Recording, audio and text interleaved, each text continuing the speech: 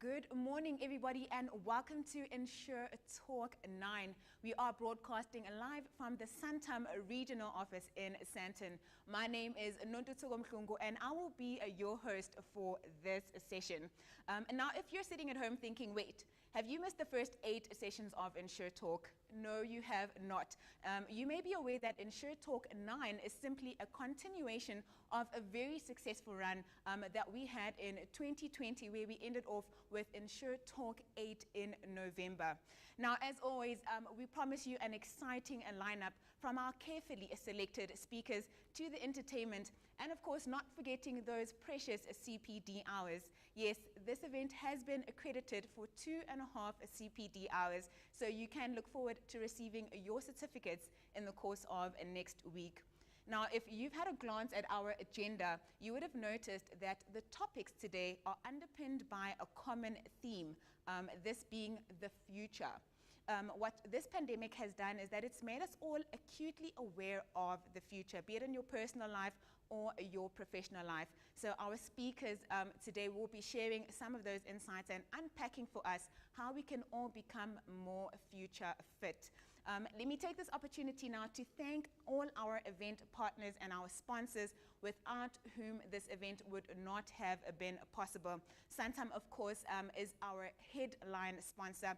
A huge thank you and shout out to Santam for sponsoring this event. We thank you for your continued support from the inception of InsureTalk in 2020 until now. And then, of course, a huge thank you to our other event partners, being CIB, Munich Re, as well as Netstar. Cover Magazine is our media partner today, as well as the IISA, who are assisting with the accreditation of this event. And then last but certainly not least, a huge thank you to you, the attendees, for your continued support of InsureTalk. I'm told that we are sitting on something crazy like 1,300 people online, which is truly phenomenal. We're so excited. We've never had or seen numbers like this. They're just climbing. And what this does is that it speaks to the fact that there's still such a strong need for us as the insurance industry to come together on platforms like this one, created by InsureTalk, and to have these conversations, share the insights, engage, learn, and then go out there and apply these learnings in our respective workplaces. So a huge thank you to you, and we do look forward to your continued support of InsureTalk. And on that note, registrations for InsureTalk 10 are now open, and you can head on over to the CN&CO.com website to secure your spot. It is taking place on the 18th of March. All right, now that I've completely said a mouthful, my throat is dry and I may need a cup of Nkandla brewed tea to just lubricate myself. But over to the business of the day now. And the reason why you're all here, I'm going to introduce our very first speaker of the day. This is Andrew Coutts. He is the head of intermediated distribution at Santam, and he will be setting the scene nicely for us here today, talking about how to future-proof your business. I'm sure a lot of you will enjoy this one, as I know a lot of us are on a journey to become more future fit. So without any further ado, it's over to you, Andrew Coutts.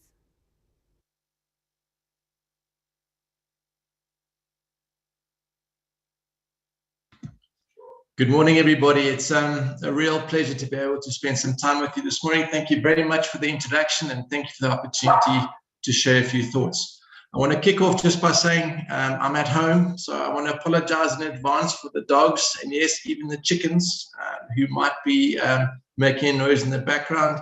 I have a wife who comes from a farm. They say you can ask the wife to come off the farm, but not necessarily to take the farmer out to the wife. So yes, we have chickens. So I apologize in advance for anything that you might hear in the background. I want to kick off and share my screen with you. So you'll see it coming through now. There we go. You should see it coming through now.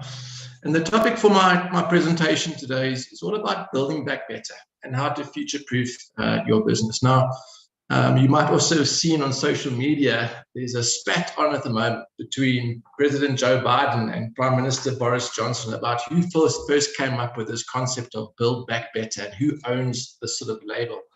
I think the one thing that we do know for sure probably wasn't President Donald Trump. But nevertheless, if you've seen this Build Back Better being talked about in social media, etc., I think it's just a nice way of hooking what we do really need to do. So excuse me if you've seen the topic before, but I think it talks to very much what our business needs to be all about, where we are at the moment. There are three components to the presentation I want to share with you today. And it starts off by just looking again at the environment that we're in. I know we talk a lot about it, but I think the more we talk about it, the more we organize our businesses around it, the better we are able to manage ourselves going forward. So we'll start there. Then I want to talk to some of the shifts that are fundamentally arising as a result of this transforming landscape, and to touch base a little bit on those shifts. And then I'll end by leaving 5 thoughts around what to actually do to build back better. And then we'll end up with that. I want to encourage you, please. I won't be addressing questions in the actual presentation, but use the chat function. I will stay on and I'll answer as many of those as I can in the chat box as we go through. So I'll be looking out for that. So please do that as we go through. Right, so then just moving into the actual presentation itself and looking at the environment. I want to start with the yellow block right up top, which is all about changing the business environment. And I think there's no doubt that we know about new business models. We've talked about regulatory risks at infinitum. I think in a South African context, the debt bubble, we had a very good budget speech earlier in the week. With some positive plans, but there's no doubt that overcoming debt is a big factor in our economy going forward, and that's going to create an overhang into a number of spaces. But the biggest impact, undoubtedly, in our environment going forward is the shift to digital. It's going to absolutely change everything we do, and it's going to fundamentally shape customer experience. I think that's really where that's where the rubber will hit the road. Moving on to the evolving social and the demographic trends. Again, there, longevity, people are living longer. We know about that. We know about changing employment patterns. We know about urbanization, these things that we see and live with every day. But it's the evolving consumer behavior patterns that are really critical for us. And that's all about the drive for simplicity, fundamentally, for speed and for convenience. Those are things that we have to shift our models around to be really effective going forward. Moving on to technology, we've spoken about technology ad infinitum, and I don't think that there's anything out there that's new to us anymore. But to make the point, AI, machine learning, those automation tools are going to be for insurance going forward what the internet, what email has been in the last 25 years, what the cell phone was. It's the fundamental building blocks of our business, and we have to really sort of adopt, adapt, and change to utilize those tool sets. But the point I want to make then, is highlighted in red, is if you want to be successful using technology and capitalizing on digital and evolving to a new social and demographic dynamic and talking to your consumers differently, if you don't have good quality data, we are going to be fundamentally left behind. So never before has the quality of your data become more important. And if we get the quality of the data wrong, it's something that can destabilize the business fundamentally going forward. So data and then the protection of that. Cyber obviously becomes both a threat and, of course, insurance for us, a great opportunity as well going forward. Moving on to the disruptive environmental patterns. There's no doubt that we've seen a lot of focus in the last year around the pandemic and around the impact of COVID. And in some ways, it's taken the shift off the impact of catastrophes and national disasters. But that fundamentally remains for the insurance business one of the biggest things we have to manage going forward. It's going to drive premiums, and it's going to keep premium income coming through into our space, which we need to continue to grow, but also creates exposure like we've never seen. And it's not so much that the sea temperatures are rising and levels are rising, etc., on its own, but it's the impact on frequency and severity of disaster that those events cause. So flooding, which we've seen significantly this year up in the north, impacts of hail, etc., things that are going to become part and parcel of how we do business going forward. Around point number 5, medical and health concerns. Infectious disease obviously stands out, but it's what infectious disease means for us. It was a black swan event. Nobody could have gone back into 2019 and said, aha, I know about COVID. I know it's going to result in global economic shutdowns and lockdowns like we've seen. It was an event that really has had a huge and lasting impact on us. And I guess the question we've got to ask is, what is the next black swan event, and are we ready for it? So against that scene and against that reality, we do know that there's been a fundamental shift around how we need to prepare our own businesses in the insurance space to be successful the next 5 to 10 years. And there are a couple of principles.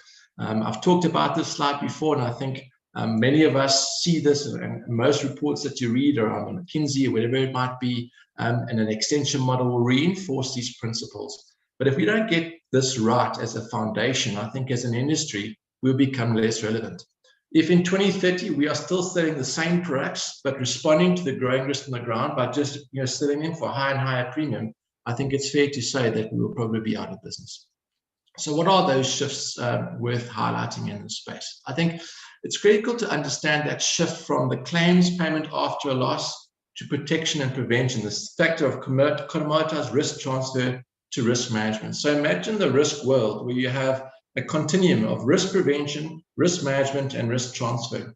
As an insurance industry, we've been focusing a lot on that risk transfer leg, the insurance policy that delivers the promise of a claim and actually transfers the risk from the client to a third party, being the insurer or the reinsurer.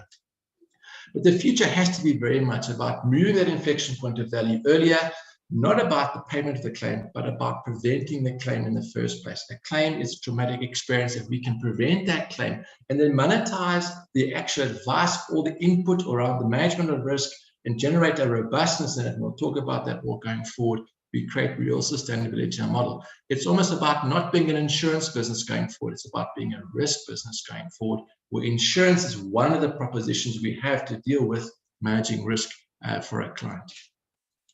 We obviously, as an industry, we employ a lot of actuaries. They are fantastic to have at a dinner party. They all look very well at their shoes. They say we chirp, and I'm an accountant, so I don't have any space to be telling accounting and auditing jokes. But I think it's important to note that actuaries and data modeling remains critical. But we've built our business around this construct of pooling of risk, around cross-subsidization of risk. And that fundamentally is being challenged. That's all about now going forward, measuring and modeling the risk for one. It's about the personalization of an understanding of insurance solution for an individual client, not expecting the good clients to cross-subsidize the bad, and that we continue with the fundamental principle. Actually, how we built ourselves as an industry is really being changed at its core. I think the day also for these corporate distant insurance companies who are removed from the realities of life have come to an end. We have to be customer-centric, we have to be peer-led, we have to be socially engaged more than ever. We have to be human. We talk a lot about human, and it comes through in the presentation quite a lot. And this concept of being human, in spite of this drive for digital and this investment that's needed in technology, has never been more relevant. I think also it talks perhaps to the first 2 points, but this concept that a distressed purchase that only yields value following a crisis needs to be challenged. The insurance value chain needs to offer value throughout the life cycle of insurance. We need to demonstrate value every step of the way. It can't be something where you only get value from insurance when you have a claim event. We need to talk about a fundamental positive and enabling environment and solution set beyond just the claim. And there's this big push that comes through for ecosystems of values. And more important than ever, our ability to do that is going to differentiate us as insurers and as broking practices out in the market.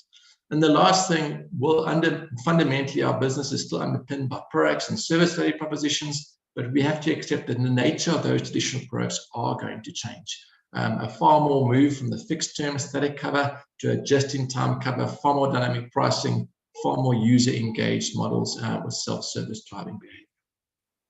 A lot of those intuitively will make sense, and we've been speaking about them now for a number of months. But perhaps one that really stood out for me going forward, and the greatest shift, is the shift from complicated world, from living in a complicated world to living in a complex world. And John Sarno, who we've been using quite a lot in the Santam context around our own leadership development and thought leadership processes, makes this point so very well. And I'll steal a quote from him there that you can see. But just to recap and create some context, in a complicated world, you have patterns that repeat. And because you have patterns that repeat, you can use complicated maths and design, and you can have all your actuaries and your data analysts, and you can create and you can map these out. You can create some form of predictivity around what's going to happen. And eventually, you can actually automate those processes through AI machines that can answer the next logical question. You can build out these tools, and you get a degree of predictability. And in that world, efficiency has really been key. You know, it's about experience management. It's about really understanding your client and delivering.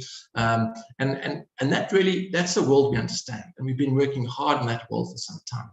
And the challenge that John says is that enough in a complex world where there are patterns? Yes, sure, but they don't repeat.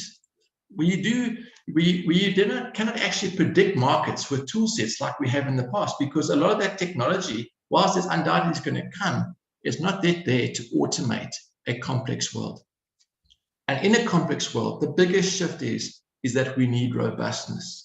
He uses a very nice example around a bakery, a corner bakery, where he says the owner of the bakery for years has been trying always to make a better loaf of bread, make the bread loaf last longer, make it taste sweeter, but use less sugar so it's more healthy, expand the product range from bread to donuts to quiches to whatever it might be. So all about that restaurant type experience around the bakery.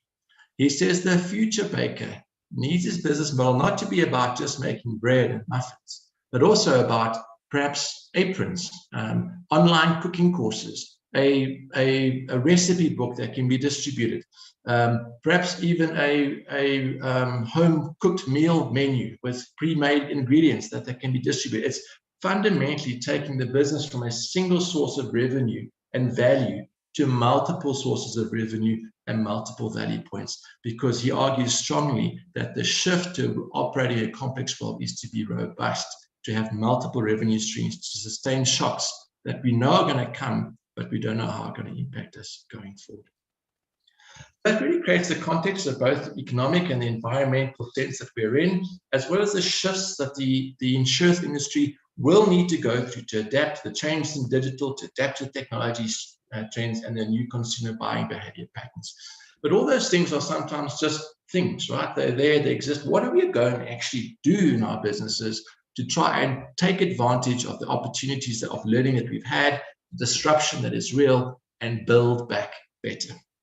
And I want to get into 5 topics, but before I get into those 5 topics, I thought it was useful just to again create the platform and just do a fact check just about where we are as an industry and how we're coping with things at the moment. I think maybe right up front, it's important to say that we have a cost pressure. We've got the reality that premiums on the whole are down as our industry. An Accenture forecast predicts that the overall short-term insurance industry premium-wise will be 7% down next year as customers have restructured their businesses and their insurance policies around reduced travel, so therefore reduced costs on motor and insurance premiums being paid on motor, restructured their risks so that they're only really securing those things that need to be protected. So we've seen this decrease in premium volume. Now businesses are struggling to reduce costs in line with that. And if we can't get the costs down in line with the reduced growth, you end up increasing cost to the value chain and driving up pricing to competitors. And yet, so in that pressure where you don't want to be driving up pricing to your clients because of the affordability issue, so we sit with this real cost growth pressure point at the moment. We also have the reality that's being offset or complemented or in fact exacerbated, I suppose is the word, by the fact that we have higher than anticipated losses in certain lines, particularly the commercial insurers who have been exposed to contingent business interruption losses. Those numbers are significant. It's a great value add to the clients. So there's some really good things that are coming out of this process, but it's undoubtedly going to put pressure on reinsurance relationships. And we can expect a hardening in the market coming forward as reinsurers adjust to recuperate some of the claims that they too are going to be paying out in this process. Then what's also been very interesting that we've seen in our space, particularly in Santam, is how our intermediated industry is still very reliant on face-to-face to drive growth. The one thing that we saw more impacted than anything else was our new business quote volumes. The requests for quotes really have dipped during the hard lockdown periods in particular. We saw continuous very high activity levels in our policy maintenance space where brokers were actively reworking and restructuring clients' portfolios to drive affordability and make sure that they were tailored to the new environment. very good value add from a broker coming through, but new business drops significantly. We need to find a way in a new world to replace that reliance on face-to-face, to find new ways of creating that engagement, that cross-sell and upsell, and that lead referral that comes from who we are, that word of mouth that we've relied on so long as an intermediate industry, find new ways of replicating and closing those gaps. We've had to deal as an industry with moving a number of staff back into working from home environments. And sometimes today we still have 83% of our staff working from home. And that has brought about challenges around, making sure that the tools were effective, that the productivity and the engagement of the staff remained high, so that the service delivery could retain at the required levels of service that is expected from our clients and from our intermediaries out in the market. We're also seeing the reality of quite a lot of second-order challenges now coming through. Pressure and economic pressure, putting pressure on risk maintenance and how much is being spent in that space. We're getting the rising, fraud risk coming through, and even early policy cancellation as the affordability hammer really comes down on a number of our policy holds, particularly in our small commercial space. Data security has never been more important. With everybody working from a home, you've now got the reality of decentralized engagement points into your servers or into the cloud, and that has created a significant increased risk around the cyber perspective. We've seen a huge tick up in the number of hacks that we've seen in the environment. There's some very interesting stats available in the market around that. Commercial lines, as I indicated, has been more vulnerable than personal lines. This was the same trend in the 2008 financial crisis as well. Personal lines tends to be a little bit more robust, but commercial lines exposed insurers have certainly seen both the BI losses and also a real pressure point coming on the ability for commercial clients in particular to continue to afford premiums, particularly in the smaller space, and particularly in our specialist lines, where we've seen particular strain in our marine and our hospitality and leisure, in our aviation and construction and our travel businesses that have been really, really hard hit by the impacts of the pandemic. And then the home. The home has become a digital fortress, right? It's become a school, it's become a home office, it's become a shopping mall, in many instances. So the whole nature of what happens in the home is fundamentally different to what it was in 2019. Our communities are absolutely hyper-connected like never before.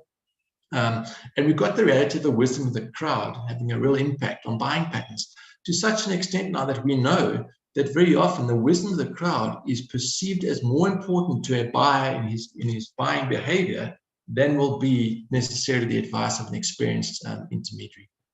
And then, of course, market consolidation. Whenever there's this kind of shift and this kind of change, there's winners and losers. We expect significant consolidation in the market, both in the intermediary space and the insurance license space over the next number of years. And that then moves us into what do we do? So what now? How do we take this forward, and how do we make a real difference? And how can I take my practice or my insurance business to the next level? And I want to propose that there are 5 key levers that we can investigate and rely on and build our businesses off to make sure that we do build back better going forward. And the number one says, in my mind, keep your human needs at the heart of your choices. If we want to be agile as a business, your workforce has to be agile and your workforce has to be resilient. Otherwise, as a business, we can't be resilient. So it's absolutely coming back to the people who make the difference. And we also know, and we've learned such a tough lesson, that it's about the holistic well-being of your people and their families. That is of utmost importance. You cannot pitch up and function at work if you are dealing with things in the home space that are fundamentally are driving fear, are driving concern. You cannot be at your best when you're living in an environment like we have been. And so understanding that has been more important than ever before. How do you really get to respond to that? Communication has never been important. So maintain high touch and provide purpose, provide something that creates light beyond the today, something that gives a reason to keep moving forward, and do it in such a way that you really create enforce the safety, allow people to feel safe. You've got to get them in an environment where they feel safer to deliver their work. And that means leaving them at home. Our view is leave them at home. Let ourselves and our staff and our people and our intermediaries in our market operate from where they feel safest, because that, in our minds, will create the best ability to deliver value as we go through change. It does mean that we need to invest very hard in access to tools to work collectively and effectively in a home environment or in a remote environment. And we talk to the presentation what that means for your digital and your technology strategies, but have the tools, invest in them, allow people to feel safe, because in return, they will pay back. A lot of this feeling safe is all about listening and engendering trust. Those are principles that we've always known about. And I think also it's about recognizing that what we're going through is not just a you or a me thing. It's about a sense of community. As tough as it might be for us, we have jobs, we're employed. We go to work and we get a salary at the end of it. There are so many who are not in that position. So living again with this concept of understanding that a resilient workforce requires understanding, not only in our own personal context, but in the context of our communities and the country that we live in, is really critical. So empathy is a word that we're talking a lot about in our own business. Then we also have this concept around retraining and reskilling. Skills have never been more important. We face fear not only because COVID is more real than it's ever been before, but we also face fear because we recognize that the new way of work is going to change the way we work. And that means there are going to be certain jobs that just aren't going to be there going forward. So we have this mantra in our business around protecting the person, not the job. There are certain jobs that won't be there. But our responsibility to our staff is to make sure that they have access to ways of doing business differently, that they can be ready to be successful in the jobs that will remain and will continue to drive our businesses going forward. And then, of course, how we act now will be remembered. It's true for our brands, but it's true for your leadership, and it's true for your culture of your business going forward. So make it count. Point number 2 in the list of these 5 build back better strategies is around strengthening your ability to sense and respond in the market. So we talked right at the beginning about the fact that we might not have predicted COVID-19 and the fundamental impact it's had on our economy going forward. And I think that's very true. None of us expected the lockdowns and the approaches that we've seen. But the question must come is, well, if it were to happen again, could we have the same excuse? Have we learned from the reality of what black swan events mean? And a good example is that, say, what would happen, say, if there was a complete grid shutdown? You know, Eskom did the complete grid shutdown. There was no electricity for 3 weeks. What happens? How does the policy respond? How is my client protected? How have I advised my client against the risk of electricity grid failure? Or if the Koeberg nuclear power station in Cape Town has a reactor meltdown and we have that kind of environment, what other black swan event out there can happen today, tomorrow, the next day? And how does it impact now going forward our responsibility around advice and the role that we play as providing a risk protection layer for our clients out there in the market? I think it's absolutely fair to say that we can't protect our business against every conceivable risk, but I think we owe it to our clients and we owe it to our own businesses to at least try. We need to start thinking very differently about risk. We're not trying to think about the unthinkable and then plan and prepare, because therein we'll find opportunities to differentiate like never before. Volatility creates huge opportunity for differentiation. I think what we've also learned is that in this kind of complex world, John Sarnay's complex world, annual planning cycles don't create that certainty that would be the case in a complicated world. So we need to find new ways of holding ourselves accountable for delivery, of pushing our businesses forward, of trying new things, of almost rewarding failure if we can fail fast and get up on our feet again quickly, and really drive that forward. And in this space, we are, as an industry, we are, as a dynamic, we're pretty competitive, right? We compete amongst each other, we compete for clients. But more important than ever has been this concept of collaboration. We need to cross-sell, we need to upsell, we need to find multiple points of value. We need to work together as teams to share our customer bases, to share our product offerings, to share our learnings, to collaborate, because in the power of collaboration and the power of diversity of thought and thinking comes incremental opportunities to find new ways of growing. And of course, it has to be about growth going forward. That is our real challenge in the industry. It's our challenge in the economy. It's a challenge of the world economy, is to find ways to grow. And growth is really at the heart of it. I always, find ourselves talking as our own business around always try and make the next best possible decision. You can't always account for how things go, but then stand up, face up and say, well, what is the next best possible decision? There's a a great quote that's above there from St. Francis of Assisi, start by doing what is necessary and do what is possible. And suddenly you are doing the impossible. It is possible to do the impossible, even in these kind of times. Point number 3, I want to talk about something that we've labeled here, embrace no regret strategies.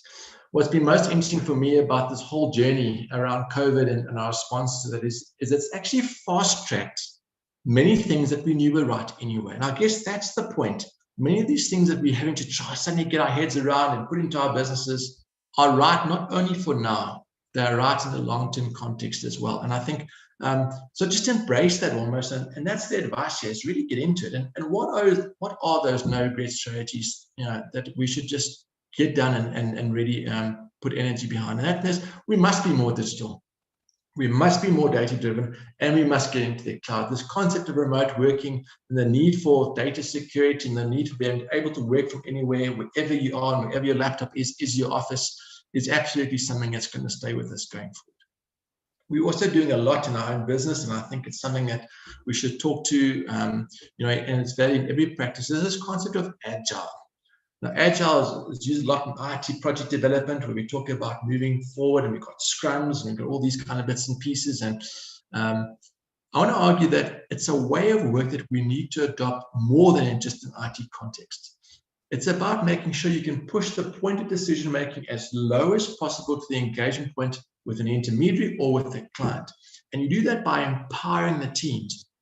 Management in the past was relied on what we call a waterfall approach to management, where you wait for your boss to tell you what to do and you go do it. And if your boss doesn't tell you what to do, well, then you get to sit and do nothing for a while.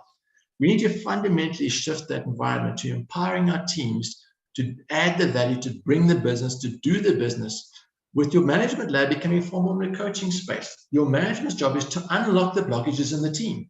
So you have these morning stand-ups, you bring these rituals of Carters and PDCAs, and this drive to continuously finding ways to improve value, with your management being there to unblock the blockages that your team are experiencing, not being able to deliver that outcome to the client at that first point of interaction. So the way of working culturally needs to go through a shift where we push that decision-making and that empowerment down to the front end of the business as far as possible, and reposition the role of management to unblocking and making the jobs of those facing the clients, facing the intermediaries, as successful and as efficient as they can be.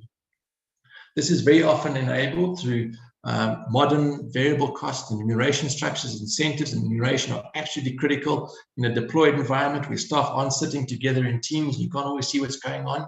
So make sure that you invest and review how do you remunerate and drive staff behavior through those technology tools. And then adopt AI and automation. You have to find the way to make sure that you can utilize the power of artificial intelligence to map and drive decision-making automation. It fundamentally takes cost out the model and requires a far better outcome to the client. And I think it advises not only in the insurance context, where we can see a lot of it in terms of machine learning and automation around what client to survey, when do you apply a discount, when you don't apply a discount, when do you need to screen a policy or not. Those are things computers can tell you. But also when it comes to providing advice, what is the best product? How are you using automated artificial intelligence to map different product answers and give you solutions that can really do what would have taken you hours to do in seconds. Invest in your technology platforms. It's a painful job. We've been going through it at Santam, and we're very nice to be able to say we are largely on the other side of it. But modern technology platforms give you a resilient, data-fast, data-rich environment that enables you to scale quickly and to respond and bring in new things like the digital tool sets, like the self-help portals, etc., and like the enrichment of data. So all those things are critical. So now is the time to embrace the technology and do it. And I often have a comment from the brokers I deal with, Flip, I'm not really change fit. This technology thing, it frustrates me. I don't know much about this book face, and you hear all these comments. I want to say that it's not about everybody necessarily having to do it all themselves, but then invest in somebody who can. Bring somebody into your business who is younger, who is more tech savvy, because it's absolutely critical going forward that we embrace technology and we see it as a greatest asset and enabler for our future success. But do it in such a way, build these two foundation layers. and that you must have a focus on business security now. We've got POPIA being implemented in July. Focus on data is really critical going forward. So really make sure that you understand the data security around your business, that you invest in that, and absolutely have proper data recovery and disaster management plans. Those become the basics. If we're going to be so digital and so technology driven, we cannot allow that platform not to be working, because then we become fundamentally inhibited as a business. Point 4, the second last point is to talk to you, is to evolve the business model going forward. We've talked about the shifts in front, but we've got to become now more and more about everyday advisors. It's about providing value entirely through the process. We can't just sell the policy and hope that one day when the claim happens, your insurance company might be there to deliver. We need to find that value beyond the payment of the claim, that we are part of that ecosystem, that we're part of that day-to-day interaction that drives and understands and manages risks, and provides ongoing value for our clients at every point of interaction. Now, we also got to do this in the reality of an environment where clients are actually kind of under pressure from a pricing perspective, right? We talked about that. So how do you add more value, find new points of revenue, and drive these things at the same time when your client actually wants to pay less? The answers aren't easy. If they had them, I'm sure those business models are probably out there. They're probably ready to come and catch us around the corner. So, but I guess that's the opportunity, right? There are going to be those fast movers, and we owe it to ourselves to go back into our practices, to sit down with our teams and say, how do we do this? How do we find more ways of adding value more regularly to our clients in new ways going forward? And I'll argue that the key to unlock this must be, again, in the power of data. What data do you have in your practice today? What data do you have in your practice that you're not even using in any shape or form? What data do you have in your practice today you can fundamentally turn into a new revenue stream for your business, a new product, a new opportunity to engage, a new drive to create loyalty, whatever it might be? But, focusing on that power of data. Focusing as well on getting younger, getting more savvy, getting more flexible, getting more versatile. This is the new way that the client wants to interact. So even if it's just about taking our existing products to market forward in a different way, utilizing digital tool sets to really compete with the direct environment to create sources of leads. If we can't rely on the face-to-face, and where are leads going to come from? The reality is that digital has enabled us to create reach into the intermediate space that's never really existed there before, because it's become low cost.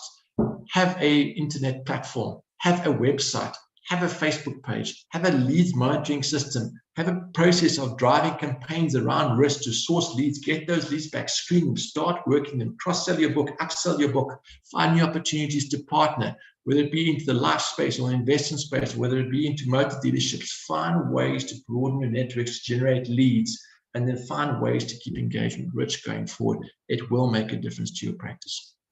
And then, of course, in this new world, experience matters. And experience is not necessarily the reality, it's the perceived reality.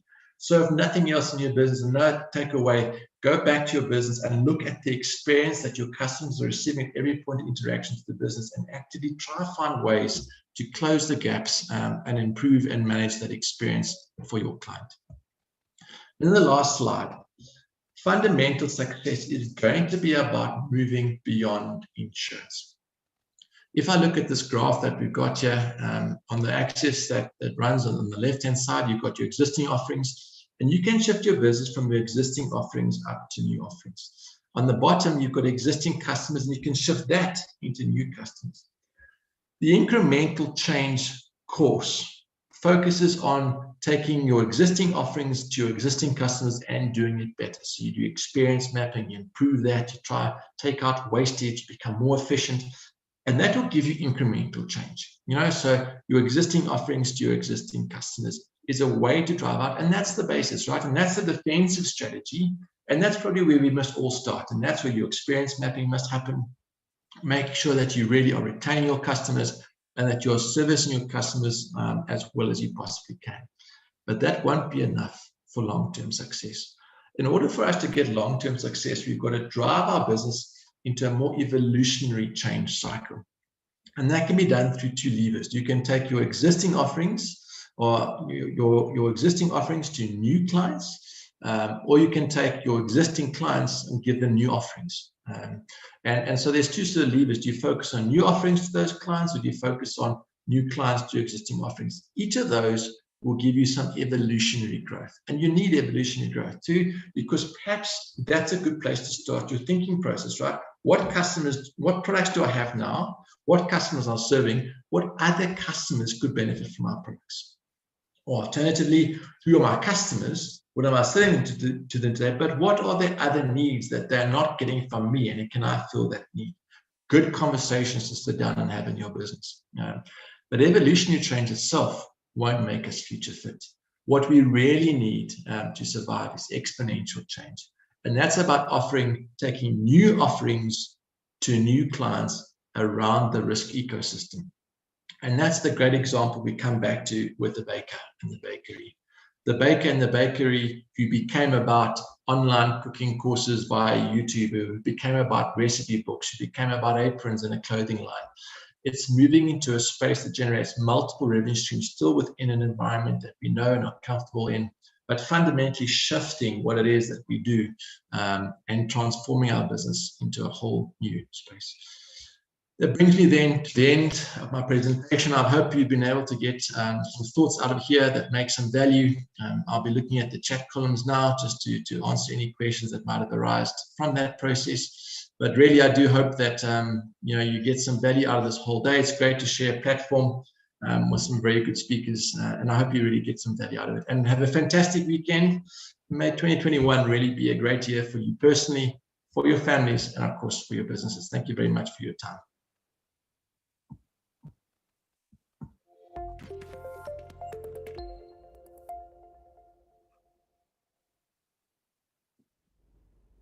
Wow, Andrew, thank you so much for that very insightful presentation. I thoroughly enjoyed it, and from the chat function, it looks like our attendees did it too. You know, technology is such an essential part for any business. It is advancing at a rapid rate, but we cannot forget the most important asset of any organization being its people. So thank you so much for that, Andrew. Right, our next speaker is Tony van Niekerk from Cover Magazine, and he will be giving a media update. Just so you know, Tony will be a regular guest here on InsureTalk going forward. So looking forward to this update. Over to you, Tony. Great, thank you so much. It's very appropriate that I get 5 minutes to do a media update, because that's really what's happened with the media. We are sitting with instant media. We're sitting with people that really want everything immediately, and that includes myself. Thank you very much to CN&CO for this opportunity. It's great to be partnering with them for this fantastically successful InsureTalk9. First of all, just to say that Cover's been around for 33 years, and I wanted to say that because of Andrew Coutts and Santam being the headline sponsor here, because every single year for 33 years, Santam has advertised with Cover. So thank you very much for that support. I'm going to give you a brief look as to some of the fascinating things about what is happening with media, and just to give you guys an insight into where, first of all, you should be looking for information for yourself, but secondly, also where you should be looking for your business for exposure and for information. So a couple of points that stood out for me over the past, especially the past year, is that omni-channel marketing, the practice of marketing across multiple platforms, have become essential due to the reader's specific consumption choices. People want to read when they want to, where they want to, what they want to, and in the format or the media that they want to. Interactive content is the future.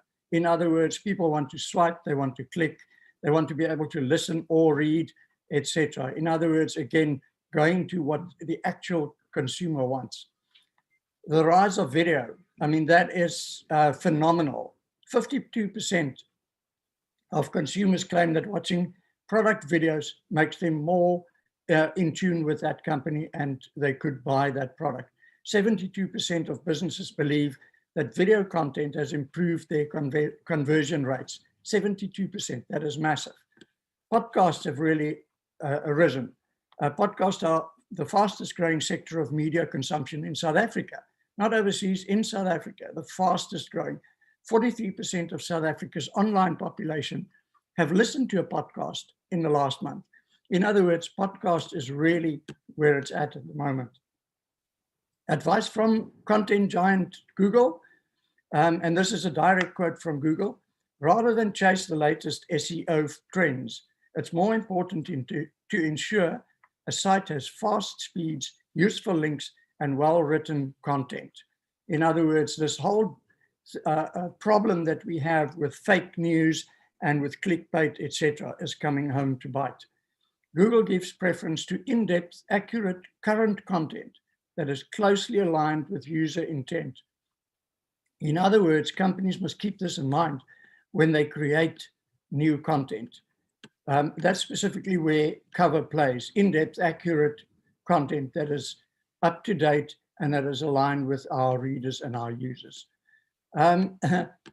There's some interesting anecdotes that I found on the internet, is that India is the country that reads more than any other country, followed by Thailand and then China. And what is also interesting is that South Africa falls 14th in terms of book reading in the world.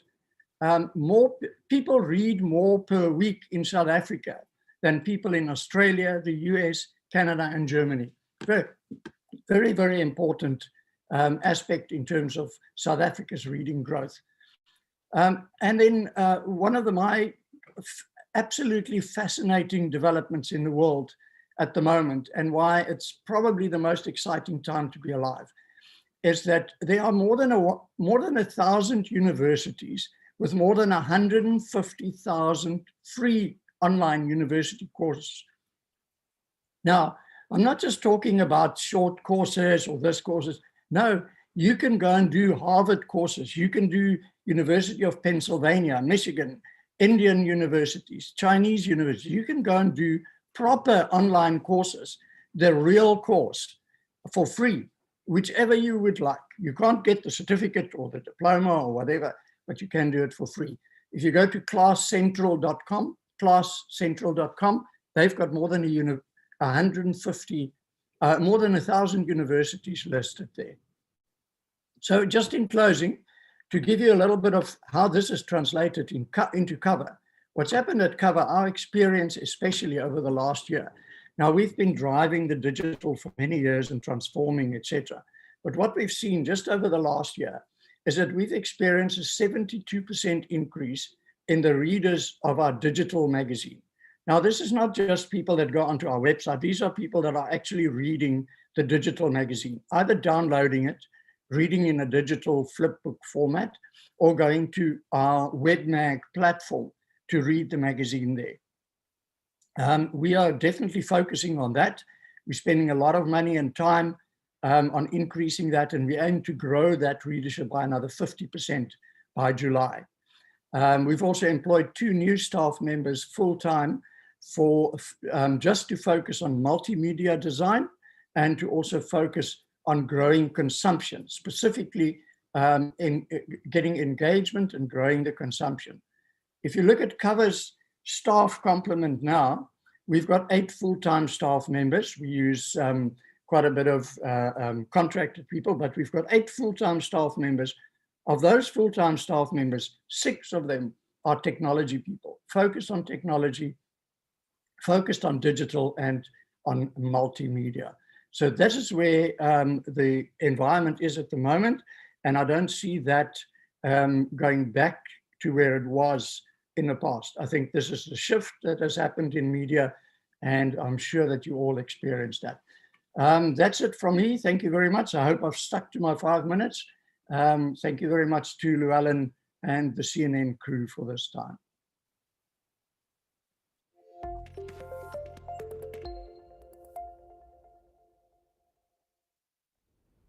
Thank you so much for that update, Tony, and we do look forward to what you have in store for us from Cover Magazine. All right, our next speaker is no stranger to InsureTalk. I am, of course, talking about Thokozile Mahlangu, the CEO of the IISA, who I mentioned earlier is assisting with, or have assisted rather, with the accreditation of this event. Thokozile will be giving a brief update on the IISA and what we can look forward to there. Sorry, Thokozile, over to you. Good morning, ladies and gentlemen. This being the first InsureTalk for the year, I think it's still necessary or relevant to wish you a blissful new year as we continue to adapt and adjust to the new normal, both in our business lives as well as personal. In today's update, I will kick off by sharing with you that our focus for this year is ensuring sustainability and relevance of the Institute.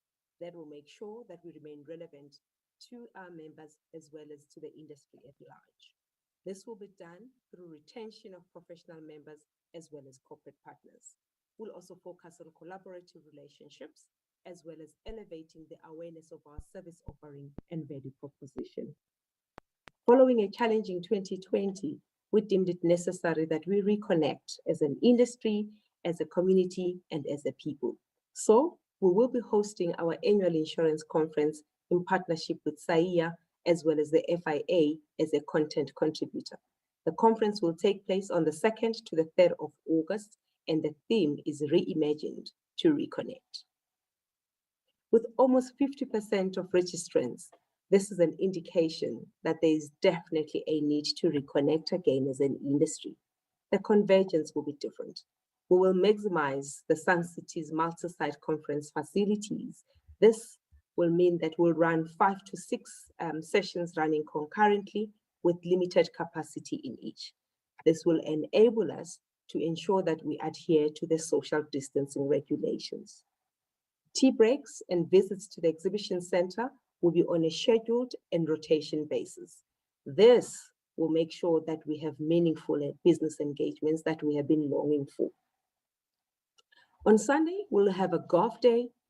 Monday, we'll have a full business sessions from about 9 o'clock to the afternoon, followed by a gala and award dinner. On Tuesday, we'll have business sessions running up to half day and then conference closure. We have put together a thought-provoking lineup of topics and have invited speakers from local and international industries. Furthermore, we've also made sure that the environment is meaningful, not only to listen to a speaker, but to have conversations about the topic. And that's part of the learning that we aim to bring to the industry. So look out for more details that we'll be sharing, from safety elements at Sun City to content, as well as the overall logistics of the conference. We'll be hosting a free webinar that we made available to everyone. So we invite you, look out for the invites on our social media platforms, on email, as well as notifications from our conference media partners, Cover and FA News, as well as our conference organizer, CN&CO. We look forward to hosting you in a reimagined convergence. Have you registered?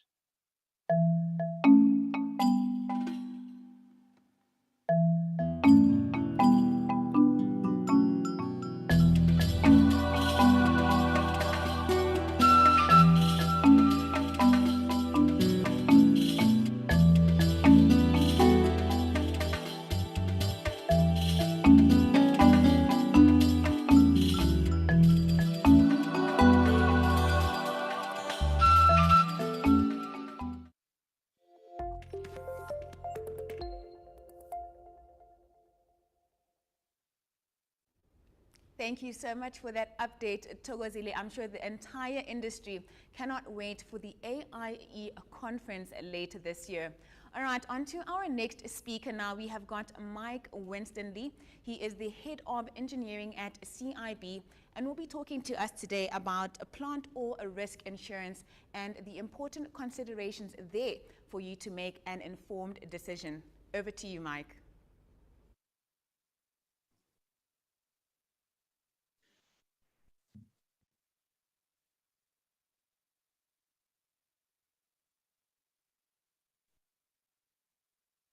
Good morning, everyone. I hope you're well today, and thank you very much for your time, giving you some of your time and allowing me to take you through this plant or risks, key considerations for an informed decision presentation. My name is Michael, and I head up the engineering division at CIB. I would just like to start off by giving you a bit of context around the intention of this presentation, which is essentially to assist prospective policyholders and their advisors in assessing some key considerations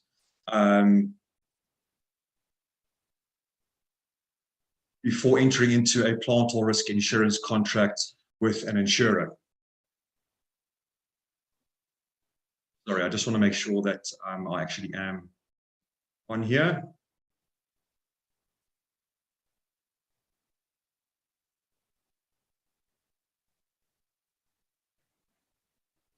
So as you can imagine, plant and equipment contribute a considerable amount of a contractor's investment to ensure a project success and in turn their livelihoods. And you know, as insurance practitioners, we all want to make sure a policyholder's expectations are met when it really matters, which is at claim stage, where we promise to uphold our contractual obligation to place the insured in the same position they were in after suffering a loss. This is where we are judged, and I really believe with clear communication and sound advice between the various parties involved, and cognizance of the specific insurance requirements of each prospective policyholder, that we can meet these expectations. So with this in mind, you know, plant or risk insurance does fall into the category of a niche offering, which can be structured to best meet the specific needs of a prospective policyholder, whether they operate in the civil, mechanical, or electrical industry. So the first key consideration, I believe, is the basis of indemnification a typical plant policy has on offer in the market. So I'm just going to move on to the basis of indemnification, and plant insurance offers a choice in its basis of indemnification, which is really intrinsic to how claims will ultimately be settled, whether it's a partial or a total loss. So before we go further, let's quickly look at an important difference between plant and private vehicles, and to some extent commercial vehicles. So plant models may have a very long lifespan, where certain basic models may be upgraded to accommodate developments in safety, technology and legislation. And it's not unusual to find plant to still be in good working order after 20 years. And depending on the equipment's application, obviously. And these circumstances led to potential large differences between the new replacement value and the actual value of a plant item. And if you combine this with the tradition to rate plant policies on new replacement value, this culminated in a disproportionate premium produced when compared to the actual value of the aged machine. Also, this resulted in underwriters having to re-examine certain parameters when it comes to basis of indemnification, which led to the inclusion of agreed or market value basis, and on these values rate the policy accordingly.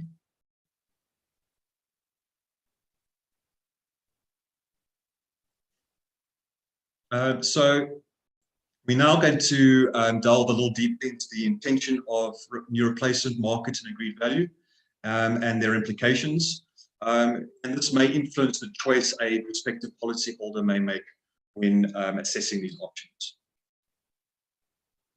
So new replacement value, sorry, you're just going to have to forgive me here a little bit. I'm just going to have to read through these. I hope I don't bore you too much, but I am also going to lead into some pros and cons, which I'll go through in more detail, you know, once I've gone through them.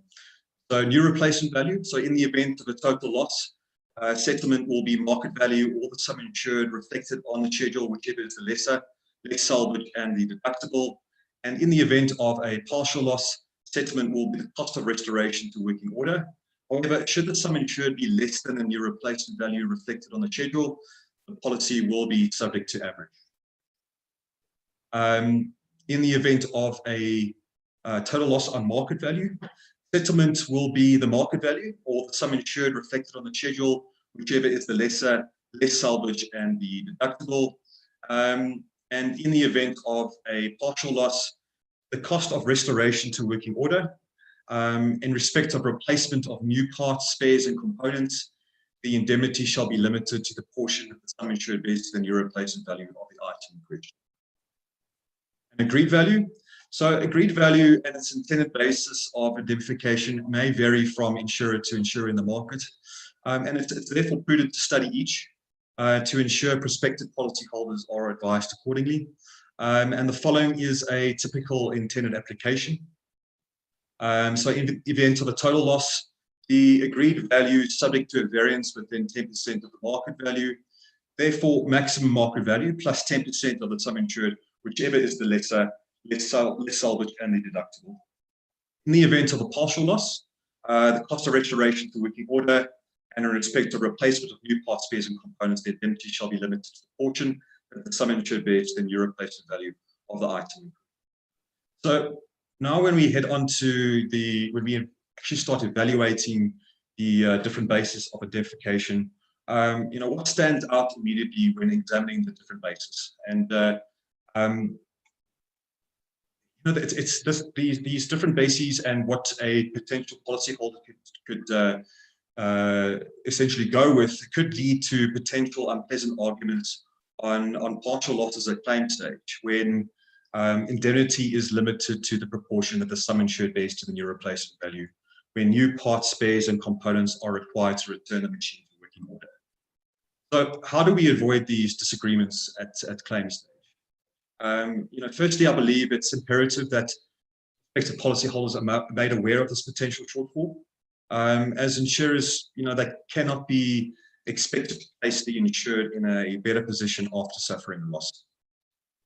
But most importantly, whatever basis of indemnification is chosen, I believe it's imperative to make sure each plant item sum insured reflected on the schedule is as close as possible to the actual market or new replacement value of each item.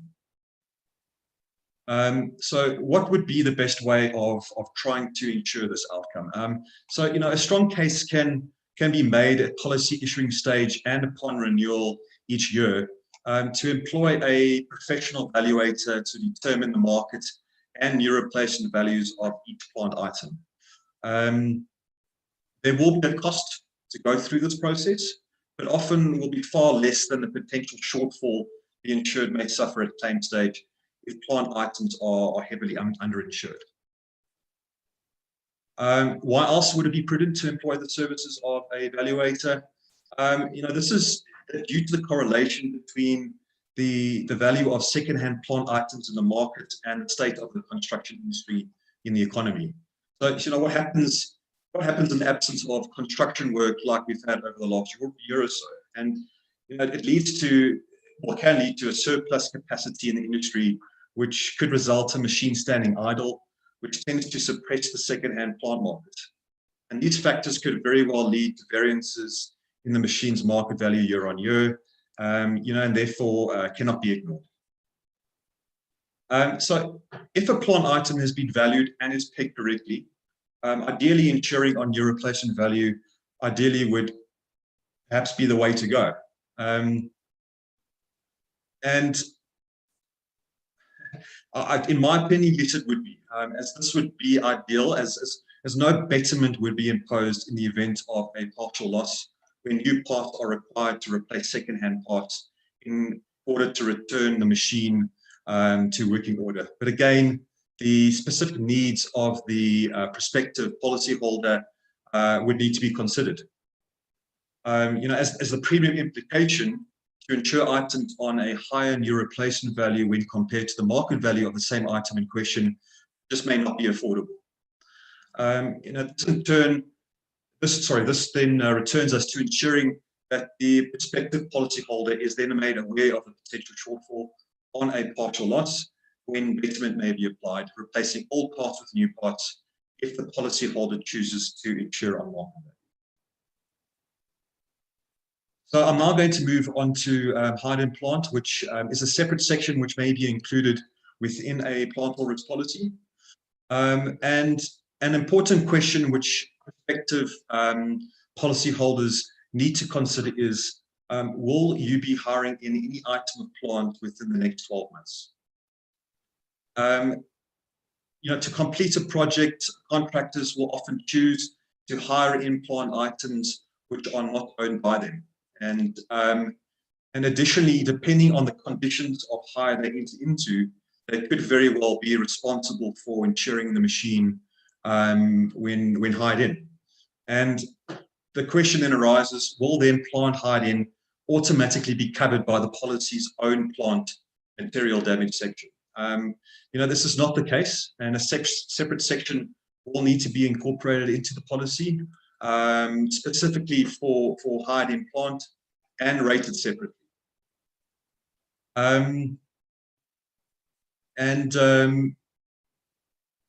Underwriters making provision for plant hired in will also invariably refer to the Contractors Plant Hire Association CPHA hiring conditions and within their policies. And why do they do this? The reason being is to make the policyholder aware that when plant items are hired in, this arrangement shall only be undertaken upon signed acceptance of conditions of hire where no more liability is assumed other than the standard form of CPHA hire conditions.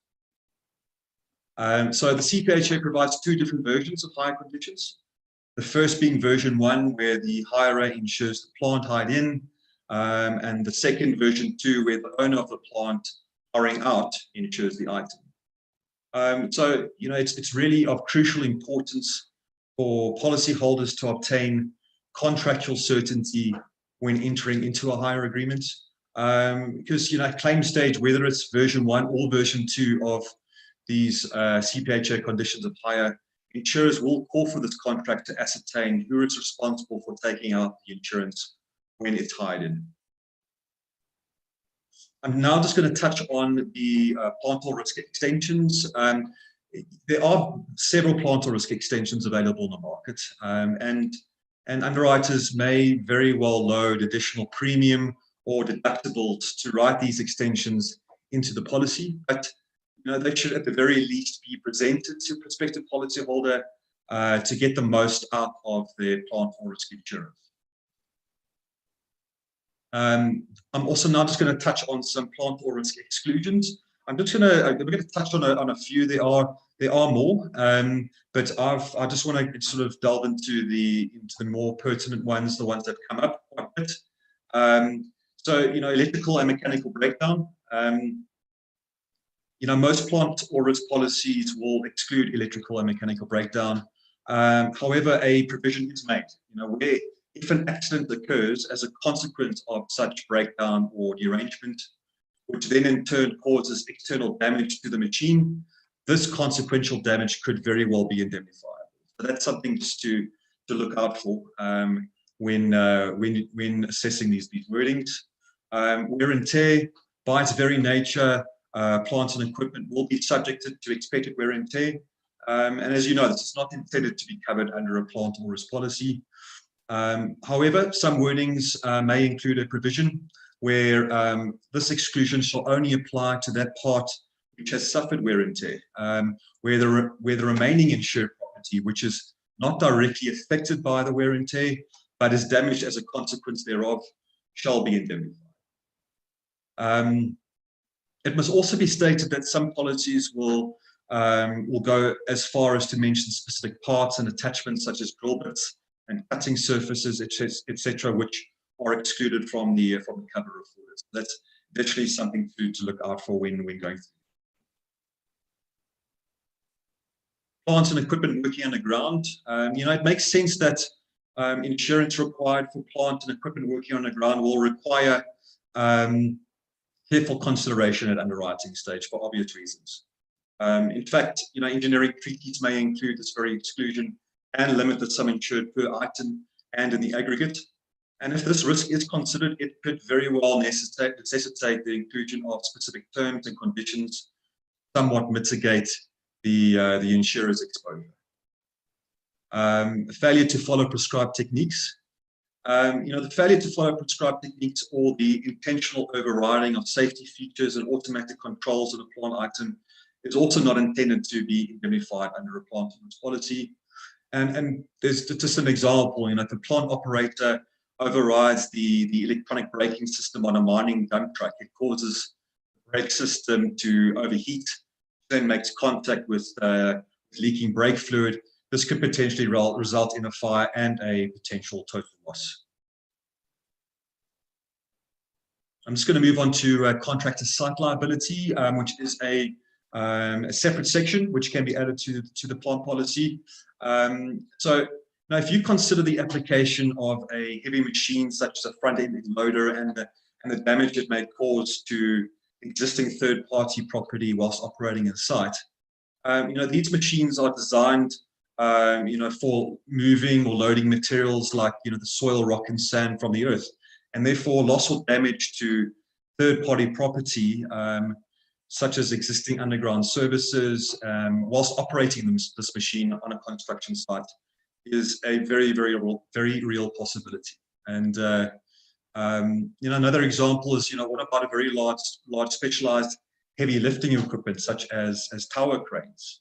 There is a possibility of collapse during normal operation where equipment may fall onto neighboring properties or onto its streets occupied by motorists and pedestrians. So for these reasons and many more, it's highly recommended that contractors' site liability insurance be negotiated in combination with the material damage section of a plant or its policy. 2.5 million rand seems to be the minimum limit of indemnity per item in the market, but this does not mean more cannot be bought when considering the examples revealed above. So what is the intention of the indemnity clause in most insurers' wordings when it comes to on-site liability? So the intention is to obviously indemnify the insured for all sums they may become legally liable to pay in consequence of accidental death, bodily injury, illness, or disease contracted by any person, and accidental loss of or damage to property occurring during the period of insurance. So wordings may specifically mention that indemnity will only trigger if the loss or damage is in direct connection with the usage of any plant belonging to the insured or in their care, custody, and control through the performance of an insured contract at the contract site. So again, just important to look at the and take cognizance of the specifics when it comes to perhaps some nuances in the wordings, and just study each just for peace of mind. So, and lastly, attention must be drawn to the cost of litigation if an insured is found legally liable for damage to third-party property. Just the defense costs alone can result in a very heavy financial burden. So something to seriously consider there. Road risk liability, also an extension onto a plant policy which can be added if necessary. And the intention of road risk liability, is to indemnify the insured against the costs of an accident in connection with any mobile mechanically propelled plant described in the schedule, or in connection with the loading and unloading of such mobile mechanically propelled plant, which the insured may become legally liable to pay. So plant or risk policies will usually state that only plant items which are licensed and registered for road use may include the road risk liability extension. So, an important question then often arises when road risk liability is considered, whether indemnity extends to include loss or damage to a plant item whilst being transported on the back of a low bed on a public road. And the answer to this is yes, it would be covered under the material damage section of the policy, but that damage would be limited to the item's own damage.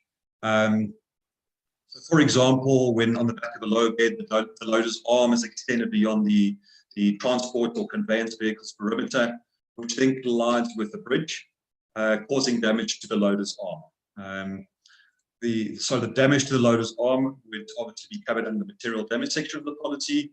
But the next question to follow on from this example would be, who is responsible for damage to the bridge, being third-party property, if the owner of the plant item has outsourced and contracted services of a transporter? So in all probability, the transporting vehicle's insurance would pick up the damage to third-party property, as the plant item would be in their care, custody, and control, and that makes most logical sense. But it would, however, be prudent for the plant owner to examine the contract undertaken to verify that this is indeed the case. Just do those checks and balances. When it comes to contracts, I really do believe that just to go in there and take a closer look and really try and understand the intention of what is being communicated and who's responsible for what, I think it's paramount when it comes to engineering insurance in general. So very important. So just in conclusion, as revealed, there are several nuances which brokers and prospective policyholders need to be aware of when placing plant or risk cover with an insurer. And it also necessitates repeating that the contractor's plant equipment, it does comprise a considerable amount of their investment. And it needs to be protected as far as reasonably possible to provide peace of mind in the event of unforeseen physical loss or damage. And there are specialist underwriters who can assist and hold all the parties involved and hold their hands through the process. And due to the nature of your more niche products, such as plant insurance, there's the fact that the actual contracts involved can be of they can be quite complicated, and and the fact that brokers and advisors don't deal with these contracts on a daily basis. Brokers are they're selling products, different types of products with from various insurers. So there are specialist underwriters out there who can assist and just to help you through the process. So if it's not me and it's another underwriter in the market, that's fine. But my contact details are there at the bottom. That's my email address, and that's CIB's head office number if you need any assistance or advice when going through the nuances of a plant or risk policy. And if you're not sure of anything, please just pick up the phone and give me a call. So that's it from my side. I just would like to say thank you again very much for your time, and I hope everyone has a fantastic weekend. Thanks very much. Bye.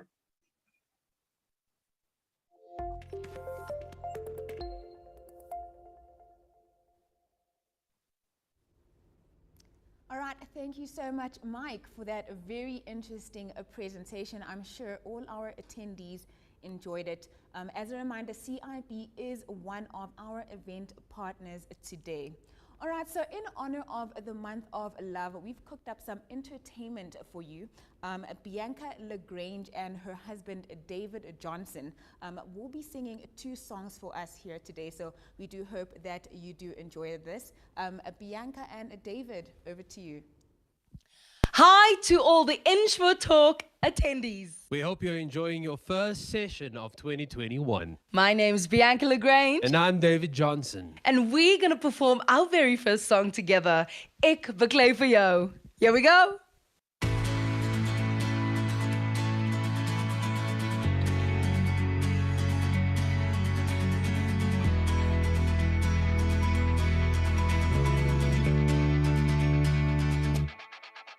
Ek is daar vir jou. Ek is daar vir jou, want jy is my vrou. Ek wil jou heeltyd net hier teen my hou. Ek soek alles net van jou. Dis in die manier hoe jy lag. Jou sagte sinne gee my nuwe krag. Jou oop en liefde bring 'n nuwe dag. Ek dink in jou moet ek woon. Das is wat ons nog terug kan hou.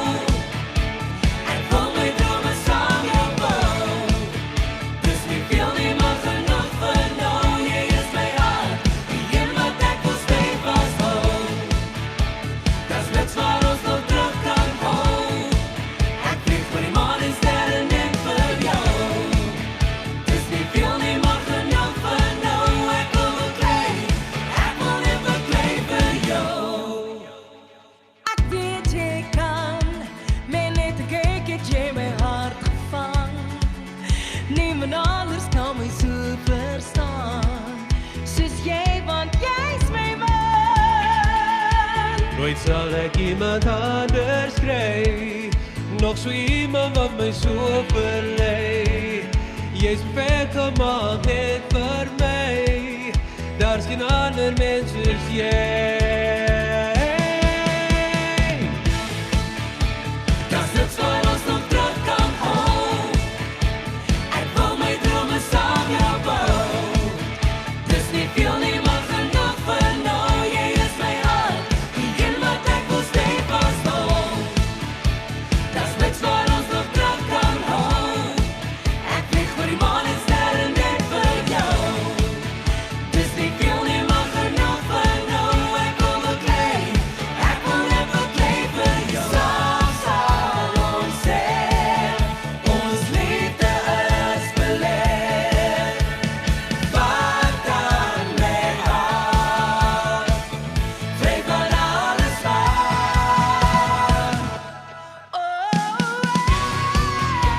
Daar's niks wat ons nog terug kan hou, ek wil my drome saam jou bou.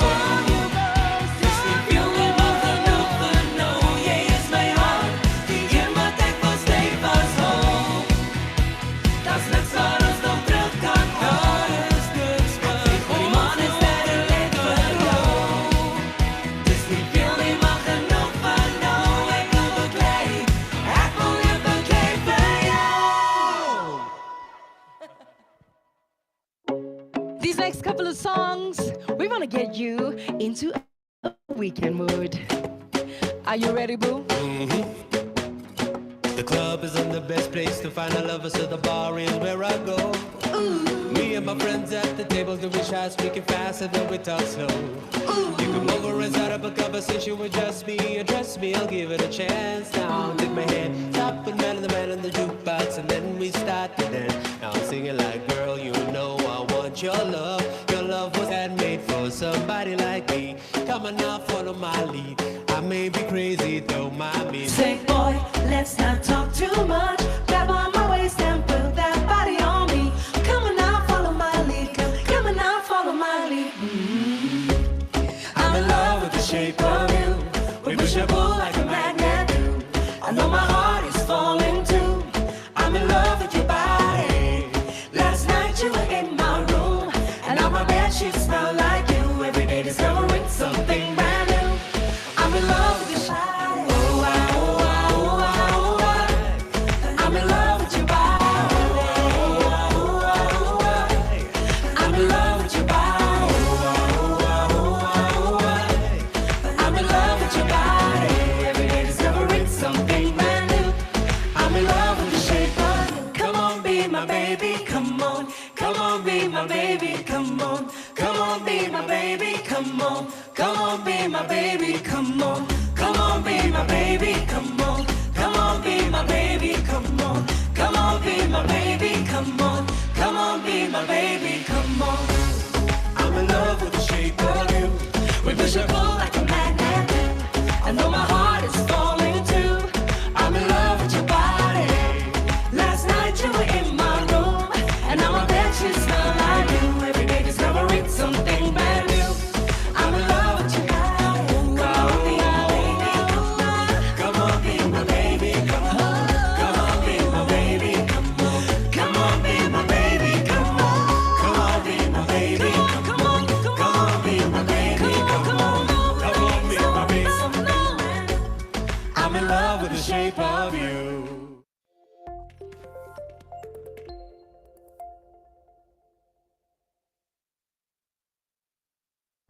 David and Bianca, that was amazing. I absolutely loved it. And from the chat function, it seems our attendees enjoyed it thoroughly as well. You had me dancing. So thank you so much for that entertainment.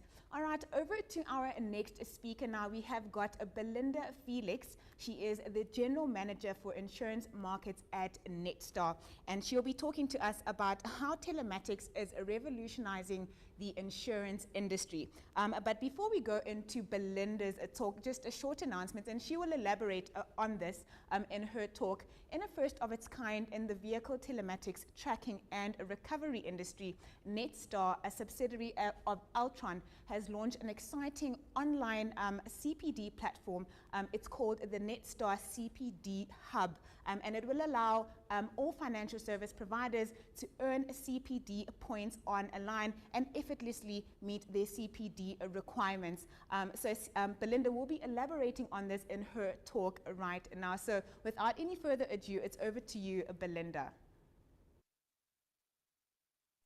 Thank you very much, Noni. I think I just want to thank everybody and every previous speaker. It has been such an informative session. If I look what's happening on the chat box, I think we're all getting a lot of information, and what this is showing us is that insurance is revolutionizing. If I take just some notes before I go into my presentation, streams that are coming through quite clearly is that we're going to have to redesign how we do business. Not only our product offering, our rules of engagement to our customers and the whole supply chain, and also, you know, it's about digitization and exactly what's happening with digitization and getting product from customer to, well, from source to consumer the quickest way possible. And then also around the power of data and third-party power, which is really, really incredible, and which actually enhances our current product offering in the insurance industry. We also spoke a lot about reconnecting, not only with our customers, but with ourselves and within the industry, which I think is really important. And then upskilling, and it's all around media, being online and engaging. And then also the most important, the human element, and not forgetting that we're always dealing with humans, and it's humans that are driving our businesses. So we're in the middle of an insurance revolution, and at Netstar, we're there to help and assist, and I'm going to show you and go through some of what we do to help with this revolution.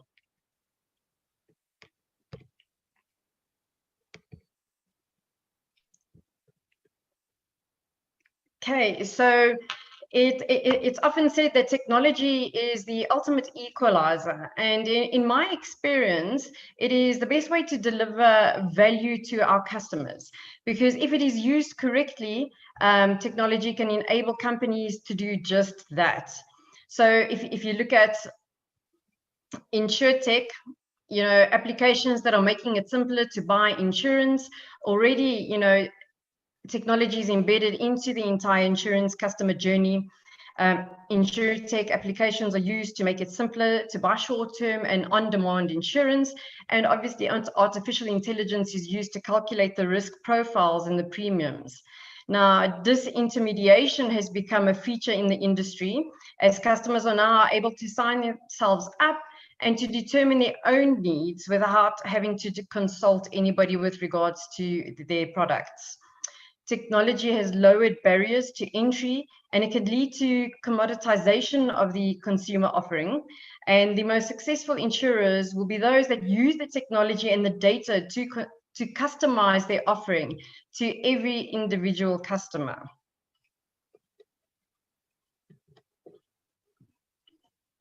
So telematics, is a technology that allows the sharing of information wirelessly. And this is the precursor to today's Internet of Things. Netstar pioneered the use of telematics in South Africa, and has been developing the technology since 1994. So, you know, we improve the safety of our customers, we reduce risk, we boost fleet efficiencies, and enhance insurance effectiveness.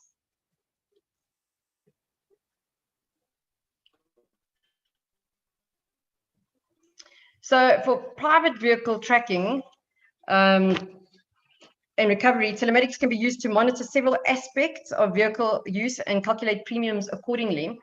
Telematics data can be gathered through digital cameras, sensors, and transmitters. Data that can be gleaned include, you know, the frequency of the vehicles being used, the distance traveled, destinations, driver behavior, and driver health. And I want to stop there for a moment, because it goes more than that. You know, if you think of where the person is stopping, you know, what are they purchasing? Which shops are they buying at? Things like that. You can actually add a whole lot more to your insurance product because you start getting a pattern of where these people move around and what you can help in adding value. If it is sending somebody a message in the morning to say, you know, you use the N3 to go to work every day, there is an accident, you know, rather reroute and try another way to get to work, and that would help your customer and add value to their life so that they're not stuck in traffic for quite a while. There's other ways that we look at our data, and that can be gleaned with your driver health as well, to ensure, you know, with regards to sleep deprivation, making sure that the drivers are actually stopping when they should stop, and also the driver behavior. We all know that there's a lot of players in the market going through to driver behavior, so that you have a driver scorecard with regards to how that person is behaving behind the wheel, and then rating the risk and ensuring that either proper driver training is done and correct insurance premiums are being delivered. And then drivers can be incentivized to follow safer driving practices. We've seen that quite often, and if it's with rewards allocated according to performance or data gathered through telematics, drivers who are fitter and healthier and more responsible will present less of a risk to themselves and other road users. And this will in turn be cheaper to insure for the fleet owner, with financial benefits to themselves and a lower propensity to claim. The telematics partnerships and the installation of vehicle tracking units in insured vehicles are now a common feature of vehicle insurance. This opens up vast opportunities to track stolen vehicles, but also to monitor the driver and incentivize best practices. Connected mobility also offers the opportunity to improve work experience and quality of long distance drivers, should I say. And this can be done through rewards programs, training modules, and the chance to stay in touch with family and colleagues via video conferencing. So telematics is being used to improve mobility and to turn the vehicle into a connected hub that provides a suite of media and mobility services, while also generating data to further perfect the driving experience. There's already partnerships in place with current OEMs and other companies and fleet companies, where we help with driver wellness, safety, driver assistance, and automation improvements. Netstar's established such partnerships with Toyota, and the driver assist functions supported by the telematics include, you know, the self-park, auto brake, adaptive cruise control, the lane drifting alerts, hand-on autopilot, and low-speed automation. So these are all the steps along the way to full vehicle automation. As adoption advances, insurance may start to tailor premiums according to the automation level of customers' vehicles, factoring the capacity for human error and significant safety benefits. And so at some point, insurance may even insist on certain amounts of automation being done and that information actually being driven through to them. So insurance is leveraging telematics data to enhance its service and improve efficiencies. And we can't say it enough, you saw it in Mike's presentation as well, that data is powerful. There's so much data out there, and if you have the right actuaries behind it, disseminating, you know, the requirements to hit a certain risk, if there's a certain risk in the portfolio, it can really help with regards to driving down the claims. You know, if I look at our own business and share, if I think of, you know, our accident reports that we have, which are so great because, you know, from an assessor's point of view, we can see where the impact has taken place on the vehicle, and if the right panels are being charged for and invoiced for at claim stage, and you can actually see, you know, how much damage. And it also prohibits any fraudulent claims from taking place, because you can see if there was something that was claimed for, it's not on that G-Force report that comes through, you know, it's pre-existing, and it helps the insurers and the brokers manage those kind of claims. So you know, the most effective players will be those who are best able to gather and interpret the oceans of data out there and to actually utilize it within their business to minimize losses on the claims side and add value on the consumer side. So the CPD, what I want to chat to you about is this is a very exciting initiative that Nani spoke about. It's taken quite a while in the making, and we launched it 2 weeks ago. And as a company, we sat and we decided, how can we give back to the insurance industry? We have been partners with insurers and brokers for many, many years, and we've really walked long paths with regard to SVR, and now we're going into the telemetry data side of things with a lot of the big players, and we wanted to give back to the insurance industry. So with our sponsored CPD program on the Netstar CPD Hub, insurance professionals can now get their CPD hours. We've done 6 hours of courses on this hub, and it's very easy to apply for. So I'll take you through that. And we will also then share the link that you guys can go onto. What happens is then you go onto this link, you actually apply to get vetted, and once vetted, then you get an acknowledgement, and then you go through. But there it is at the bottom. You'll see the gifts website, and then we'll actually share that also in the chats, so that you guys have that. But it's really great content. We've really worked hard with gifts and our partners to be able to get the right content up for your accreditation. And once you've done the course, your certificate actually then gets sent through to you. You know, why we did CPD. We're the first telematics company in the industry to do CPD, and because we're so involved, we realized that with our content and insurance content, we could get to market, we could help our insurers and our brokers keep their reps in their role, and it's valid, up-to-date, evolving data that will keep on coming through in these courses. Because, you know, a lot of the times we still think, you know, telemetry or telematics, it's SVR, and there's so much more coming out, and it's creating an awareness of what we can do with our data, and also with our partners in the market. And that is it from my side. Thank you, everyone.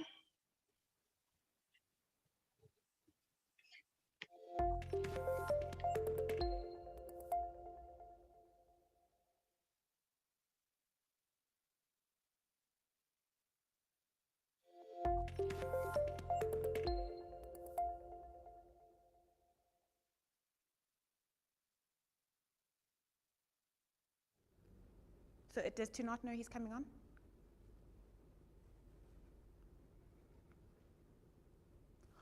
Thank you so much, Belinda, for that very insightful talk. Our next speaker now is Tunat Bohazen.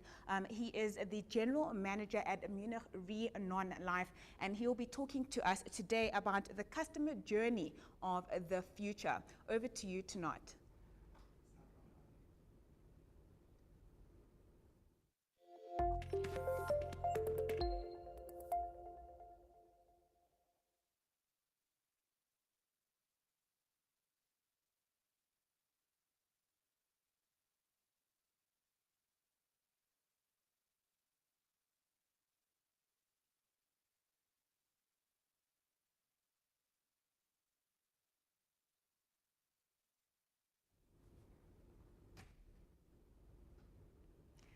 Just as a reminder, this event has been accredited for 2.5 CPD hours, so you can look forward to that. We are just waiting for our next speaker to come on. A huge thank you once again to all our event partners today, Santam, the headline sponsor, and our event partners, CIB Munich Re, as well as Netstar. A huge thank you to you for your continued support.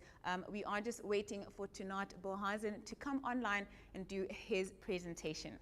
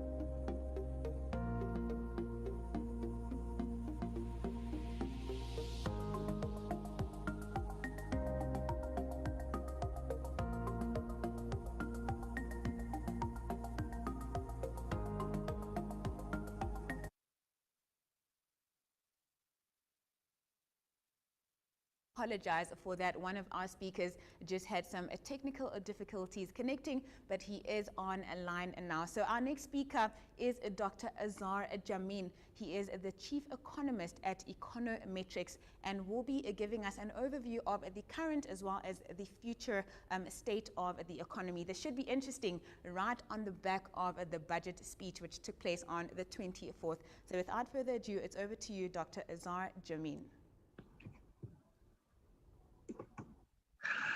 Good morning to you all.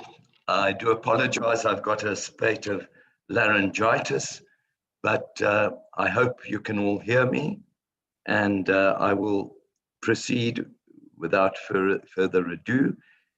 If I can just upload my presentation.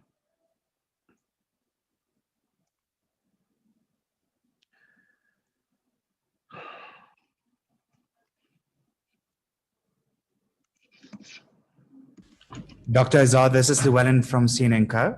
If you just you'll share your screen, but select your presentation as it's selected the Zoom screen now. So if you can just stop screen share, I'll stop it on my side. Just reshare your screen and select your presentation from there. I must basically minimize. Yeah, just on your Zoom screen, select the screen button.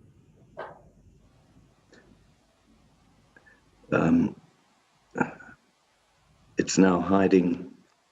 I'm trying to find the appropriate presentation. It's disappeared again. It disappeared this morning. I'm sorry. I hope you're muting me. I put it on my desktop yesterday, but it's not on my desktop again. I don't know if there's whether it's hiding it right now.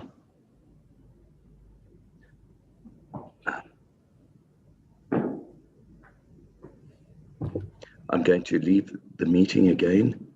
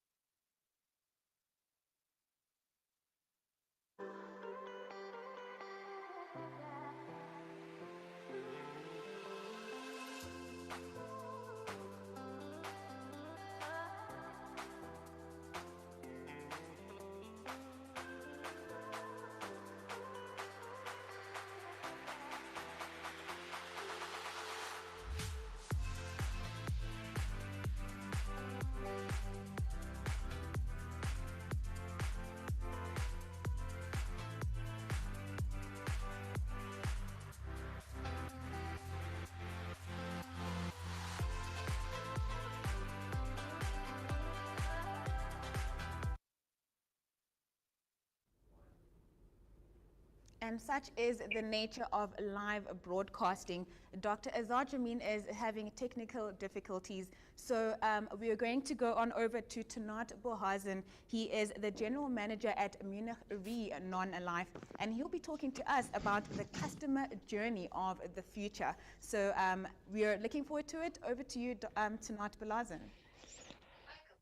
Thank you. Thank you so much. I was actually in another call, but I jumped into that one. It's not a problem at all. And this is the nature of the event. So give me just 1 second and I will share my presentation with you. And in the meantime,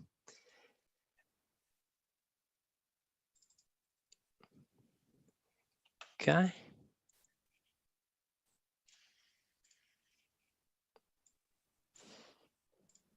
Just you give me a quick sign when you start to see it.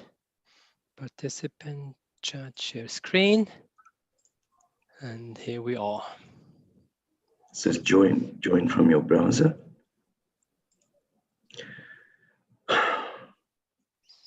Sorry, who's moderating? Is it Andrew or CN&CO?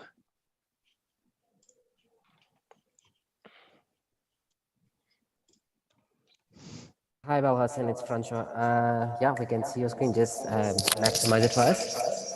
Francois, that's great. Tell me when you see it in presentation There mode, we go. please. Perfect. Thank you so much.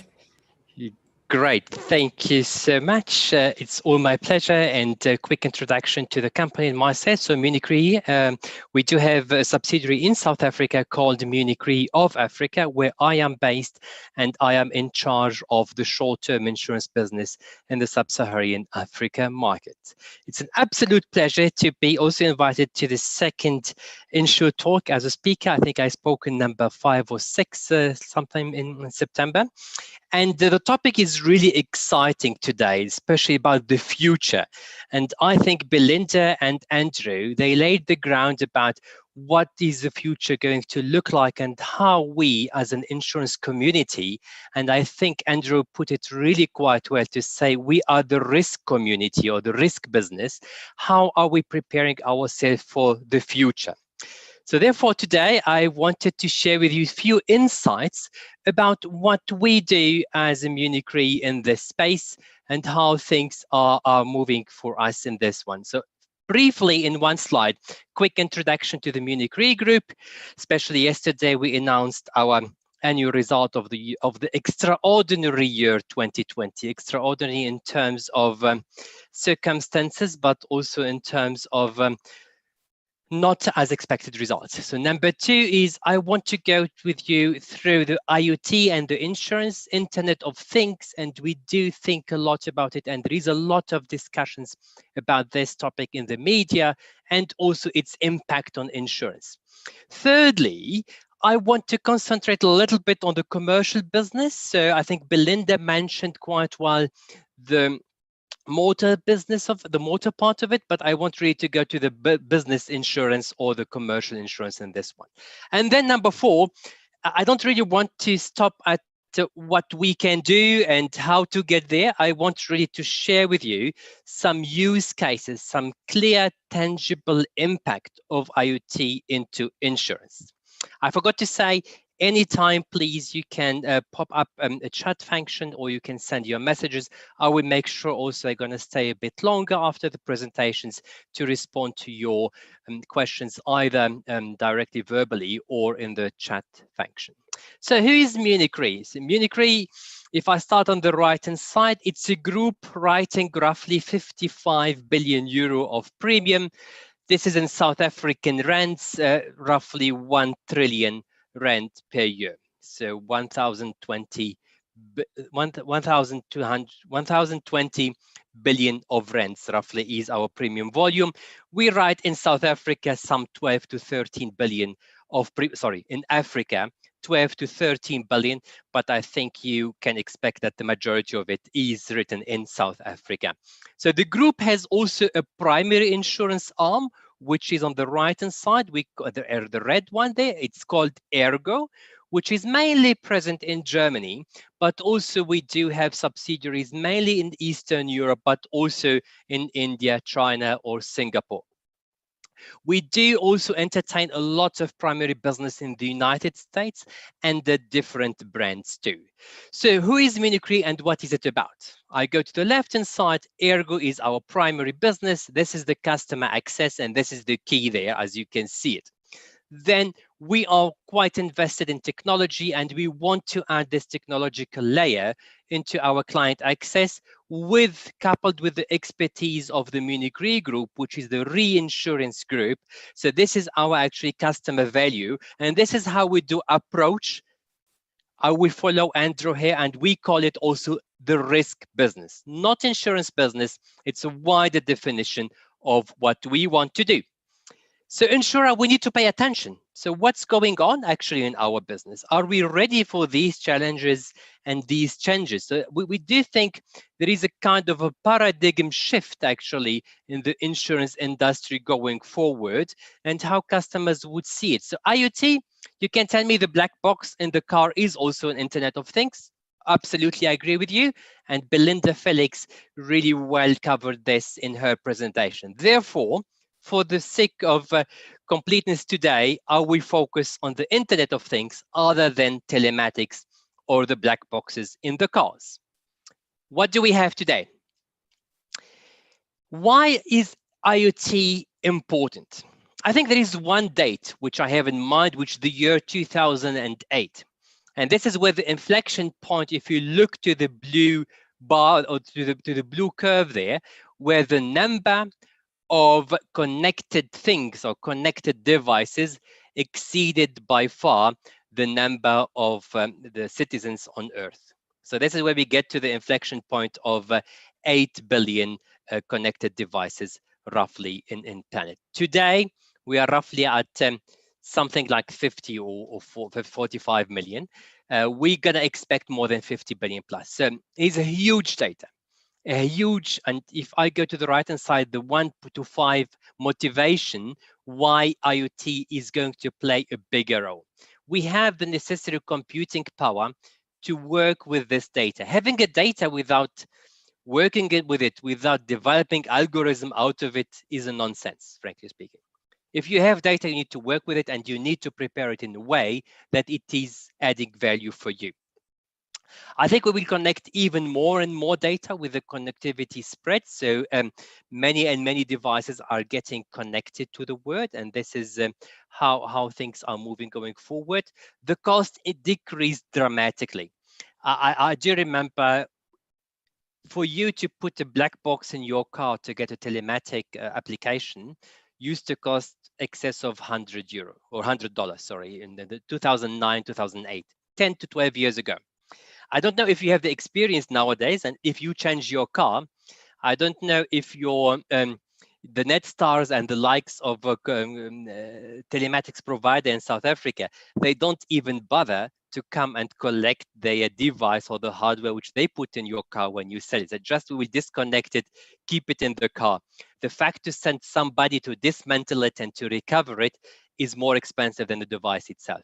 So this really says a lot how the costs came down drastically in the last couple of years. And this is a good news because you can connect even more devices. And of course, we have a really state-of-the-art connection so that we can work with the data quite nicely, actually. So we have the necessary intelligence to put the data working for us. So what does it mean for us, the insurance industry? And I mean here, I include, when I say insurance, please, it's everybody who is part of the value chain of insurance. It's really from loss adjuster to claims people, to brokers, to everybody who has part of it. So I think we used to be a technology user. We use these applications or whatever has been presented to us. This is the white, which is written in white on the left-hand corner of my presentation. I do believe there is a good opportunity to move to technology provider. And please bear with me a few minutes. I will come to a slide where I show you how we can move to a tech provider. The number two, we used to do inspections. We used to send people to do inspections. Now we can implement sensors to do inspections for us. We used to have static product, and this is exactly the terminology which was used also by Andrew in his presentations. We can move to just-on-time product, and this with an intelligent sensor, you can easily make sure that you get the right insurance at the right time. So as an example, when you are at the embarking gate of the airport, which is something we haven't done since a few months now, you can have a pop-up actually, and you can choose your travel insurance at that time. So this is really how insurance gets embedded in our day-to-day life. We used to pay claims, and we still pay claims, and we will always pay claims. But we can move even a little bit further down the road to prevent losses, to prevent claim. And this is a new job. This is a new job, not only for insurance company, frankly speaking, or reinsurers like us. It could be also an aspiration for brokers to move to that level of closeness to the client, to prevent claims, to be really the claims prevention guys. And I think this is really an important topic because it takes a little bit the negative connotation we have in the insurance business. So usually we are there when something bad happens, frankly speaking. This is our image, our brand as an insurer in the last 200, 300 years. So be it on the life side, when the death happens, there is a funeral cover, and there is even health cover used to be called actually illness cover in certain countries before. So always this negative connotation with insurance. This is our opportunity to move better to the front and to play a more positive role there. So we had this, what we call the risk transfer in the past. So our role is to pay claims, but we can move down the road to talk about the service first, so that we are providing a service to our client. If I look to historic data, and if you ask any actuary, what do you do actually? Yes, I do pricing. How do you do pricing? Pricing, okay, I look to the historical data and I try to see any trends, and I will come up with the price of the cover. Do we really need that going forward? I think we can really base, with certain sensors, we can base our pricing on real-time analysis. I get immediate data, and with an intelligent algorithm or artificial intelligence, we can put this in place and we can really get just-in-time prices. So what I am talking about, is it an illusion? Is it a dream? Let's see. It's maybe my dream or my illusion, and my dream to make insurance in the future more convenient, more simple, and speed. Again, quoting Andrew here. We had actually asked 200 insurance companies and their executive teams, and also a few members. Only 1% believe that IoT is not going to change anything. And I think I can stop there, because if only 1% thinks that nothing is going to change, the 99% others are going to think that a lot is going to happen in the future. But let me start with something. What do you think about IoT if it's implemented in insurance? Is it going to decrease or increase the premium pie? I think we all know that we live from the premium. The premium what our clients give us is a part of it goes to pay claims. The majority of it should be actually. And a part of it is our management expenses, is the brokers are paid with this premium, and everything is there. Is the pie going to be smaller? Are we going to shrink? Are we going to hire less people, frankly speaking, in the future, because we are going to replace them with sensors, with artificial intelligence, and with all the automated features of digital, which is going to make our life much easier, more accurate, and maybe less dependent from the human manpower. You can put in the chat a plus or minus if you want to see if the premium is going to increase, please put plus. If the premium is going to decrease, please put a minus. And I see some responses are coming. Yes. Okay. Okay. Great. 50, 60 responses. All of them actually getting more into the, let me see. Okay, plus, minus, I cannot tell. It's plus and minus, many things. Okay. Great, thank you so much. I think I can stop here. This is what we think, and this is our view as a Munich Re company. So we do believe that the worldwide insurance premium income is going to decrease. Why it's going to decrease? Is actually if you give accurate sensors to the consumer, the risk will be more actually under control. If I put, let's work it through an example maybe. If I'm a business owner of a restaurant, for example, and I do put a sensor to tell me when there is a fire or when there is an intrusion or theft in my business. So it's like really the armored response or the company's fidelity or ADT. So whenever you put an ADT or what's this, the Cortex in a neighborhood, the neighbor of crime decreases. And to be frank with you, the analogies may be similar to the insurance. If you put IoT stuff, the number of losses will decrease, and by definition, if the frequency decreases, you will decrease your premium. And also the severity, because if I have a fire sensor and I can get in earlier, I will even decrease the severity. So if I respond to it in the first 5 to 6 minutes, and not statistically actually, it's proven by loss control engineers, if you attend to a fire in the first 9 minutes, you can save 80% of the damages. So the first 9 minutes are crucial. And with a sensor, I can maybe respond in 5-6 minutes. Of course, if I have the municipality firefighting tracks in order. And I'm talking here with South African problems, maybe, which in another discussion, we can talk about it and how to improve it. But assume now that it works. So what does it mean? The severity is going to decrease. And then my premium volume will decrease. So the pie, as we know it, the traditional insurance premium pie is decreasing.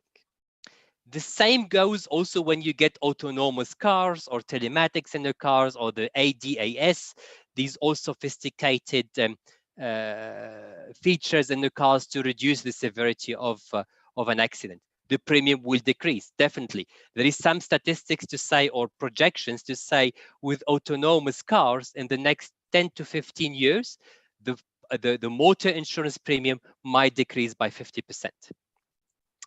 So let me start on the right bottom. This will lead to a decrease in insurance premium, certainly. So what we're going to do as an insurance companies or risk business people, we need to increase we need to expand our business model. We need to get to the less loss prevention models there.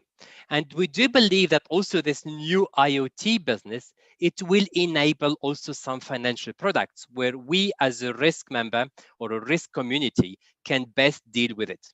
Let me stop a little bit for this new IoT enabled services. And I share with you an example, which I will come to later on in my presentations, which we do. There is a company which sells hardware devices. So it could be black box for cars, but also a sensor for fire for houses. And we as a Munich Re group, we bought this company. It's called Mishify in the United States. And what we have done is we sold these hardwares to the churches, to more than 8,500 churches in the United States. So it gives us an indication with a infrared camera if there is a loss or if there is a pipe burst or something.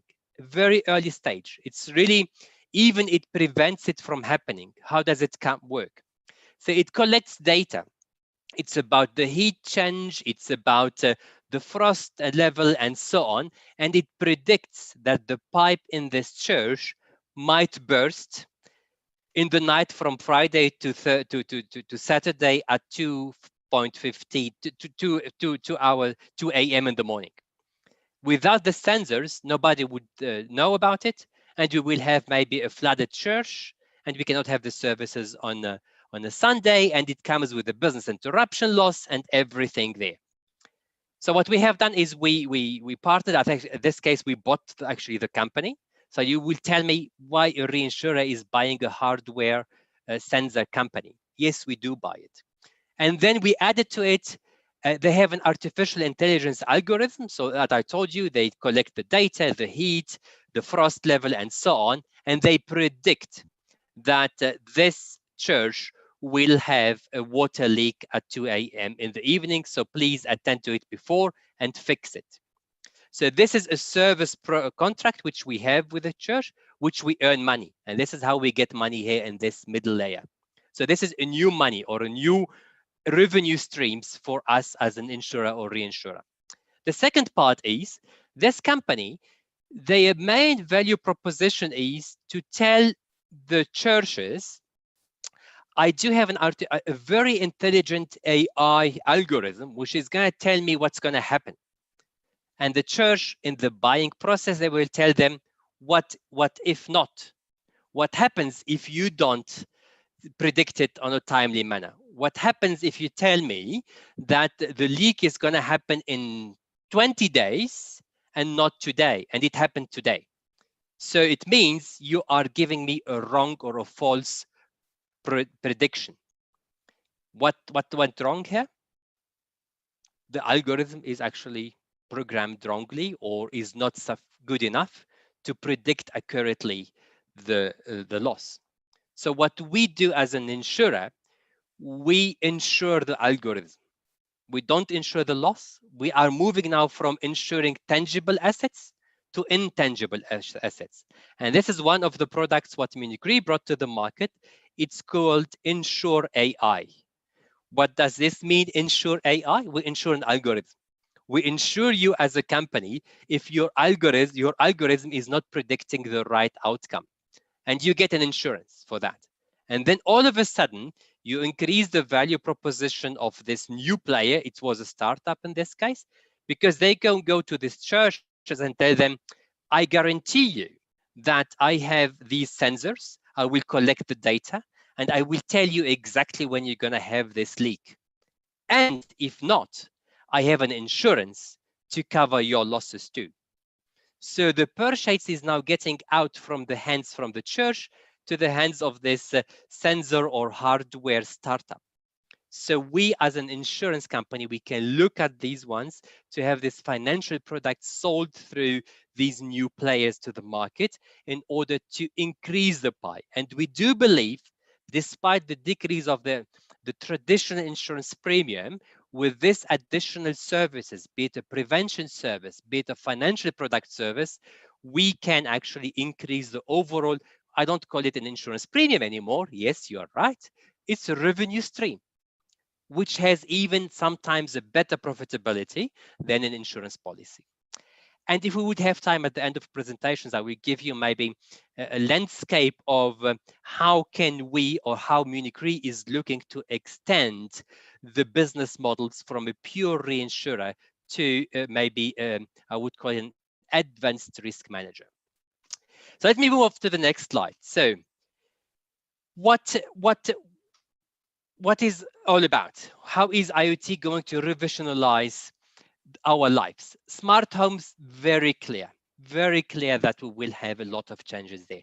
Connected health with all the wearables and the data we collect on your fitness status, definitely. Telematic, I think Belinda has spoke about it in more detail. So let's go to the commercial IoT, as I said, and we want to see how does it help us to get better? And what is the other values, what an insurer can get out of this? So usually there is a greater willingness to pay for that. So if you go to the, let's stop with our church examples. If you go to them with this value proposition is, I can prevent it to you. I can guarantee you that you will not miss one Sunday because you will not have a business interruption at all. So all these values, they are more valuable than any property policy. Yes, if you have a loss, we will do our best to cover you, and then look for you go and look for a contractor to rebuild the church, and it takes you maybe 18 months to be back on business. But okay, we'll give you some money on as a business interruption. So if you compare the two value propositions, which one would you take? So if I put myself in the shoes of a business person, of course, I would go for a prevention. Of course, I would go with this Insure AI, which guarantees me an output. And of course, I will feel much better and safer in these circumstances. So what are the benefits for us as a risk community? And here, this is, I will look to the first part. If you look really to the upper part of the slide, it's about reducing costs. I have a better claims estimate. I got real-time notifications so that I can send the fire brigade below the 9 minutes. I am also going actually in the risk prevention business. So it's really reducing my loss ratios, and I get better risks. And as an insurance company, we always say data is the new oil. So how can I do a better risk selection? How can I combat fraud? So all this, with this real-time transmission of data, you are going to decrease these leakages, let's put it that way, and you are going to reduce your costs. On the other hand, we always, me personally, maybe, I don't know if you share my view, I am very jealous when I see the banking model. Why? Because I think they do have a better connection with their clients. They usually connect with the client in the happy moments, when they buy cars, when they buy houses, when they got a newborn, when they get married. And this is where actually you get in contact with your bank to finance this. And obviously, you are in contact with the bank daily in your app on your smartphone when you do your payment, when you do your day-to-day work. So this client intimacy or the client experience, the bank, they can really send to you signals every day how good they are, how you love them, and how you can work with. This is, I think, the experience what a bank can give you. I am saying that they are giving it. Not all the banks are good at that, but there are few banks in the world, and I look at really the benchmark is the world banking sector. There are few banks which are doing extremely well in that. And I think this is something which we can really do as an insurer when we go into this new prevention systems, when we get to know the clients, to get in contact with them, maybe not on a daily basis, but it will not be actually once a year when they pay their premium, or once every 5 years when they have a claim, which is usually the case today. So this is the only times where you get in contact with your insurer. So this is what we want to change. And we do believe this better client relationship based on more frequent, more positive contact with the client is going to be fundamentally changed in the near future. You get additional monetizations. I think I spoke about it in the earlier stage, and I gave you 2 examples how you can monetize your data. And the sensor data gives you more insights. So you become maybe the Google of risk management of businesses or smart homes. And this is a data which many companies are actually competing to get it. So if you see today with the Google Home or Alexa from Amazon's, all what they want to do is to collect your home data. And this is a war which has started already. And the ones who can build the better data, or they can have a better output with this data, would be the winners. And I do strongly believe that insurance companies are better positioned than tech companies here to get into this game.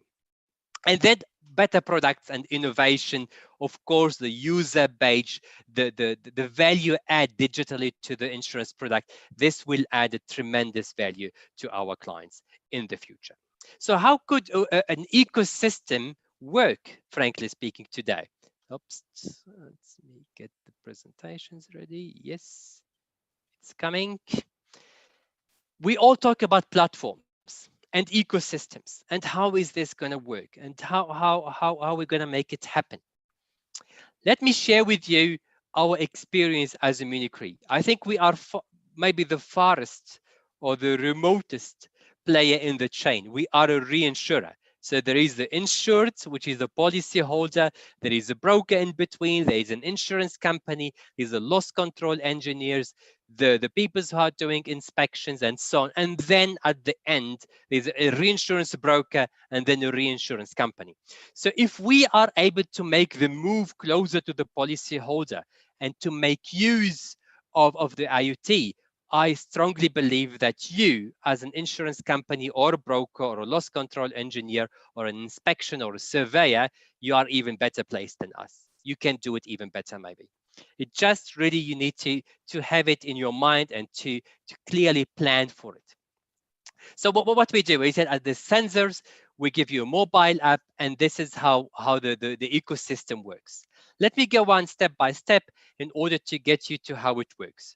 So as I told you, we bought a company called Michify. And Michify is a startup in the Silicon Valley in the United States, started I think 5-6 years ago. We bought it in 2016, and they do give a water sensor. So this is a sensor which you put somewhere, and it tells you if you have a water leakage. Now, just imagine you extrapolate this and you put it in your geysers in South Africa. Just extrapolate further and see how many geyser problems we can save, how many leakages we can save, and how is this going to work? Of course, the better it is when these sensors cost almost nothing. And then you have a sensor for temperature sensor. So this tells you if the heat is increasing for a fire.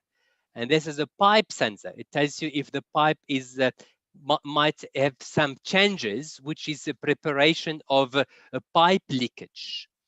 And this is, I think, it's a sensor of energy usage. So it tells you if you are if there is any energy leakage in your businesses and so on. And this is a transmission. So it's a radio. It's like any, I think, security company in South Africa where you have radio transmissions. So this is the company which we bought for not too much money, actually.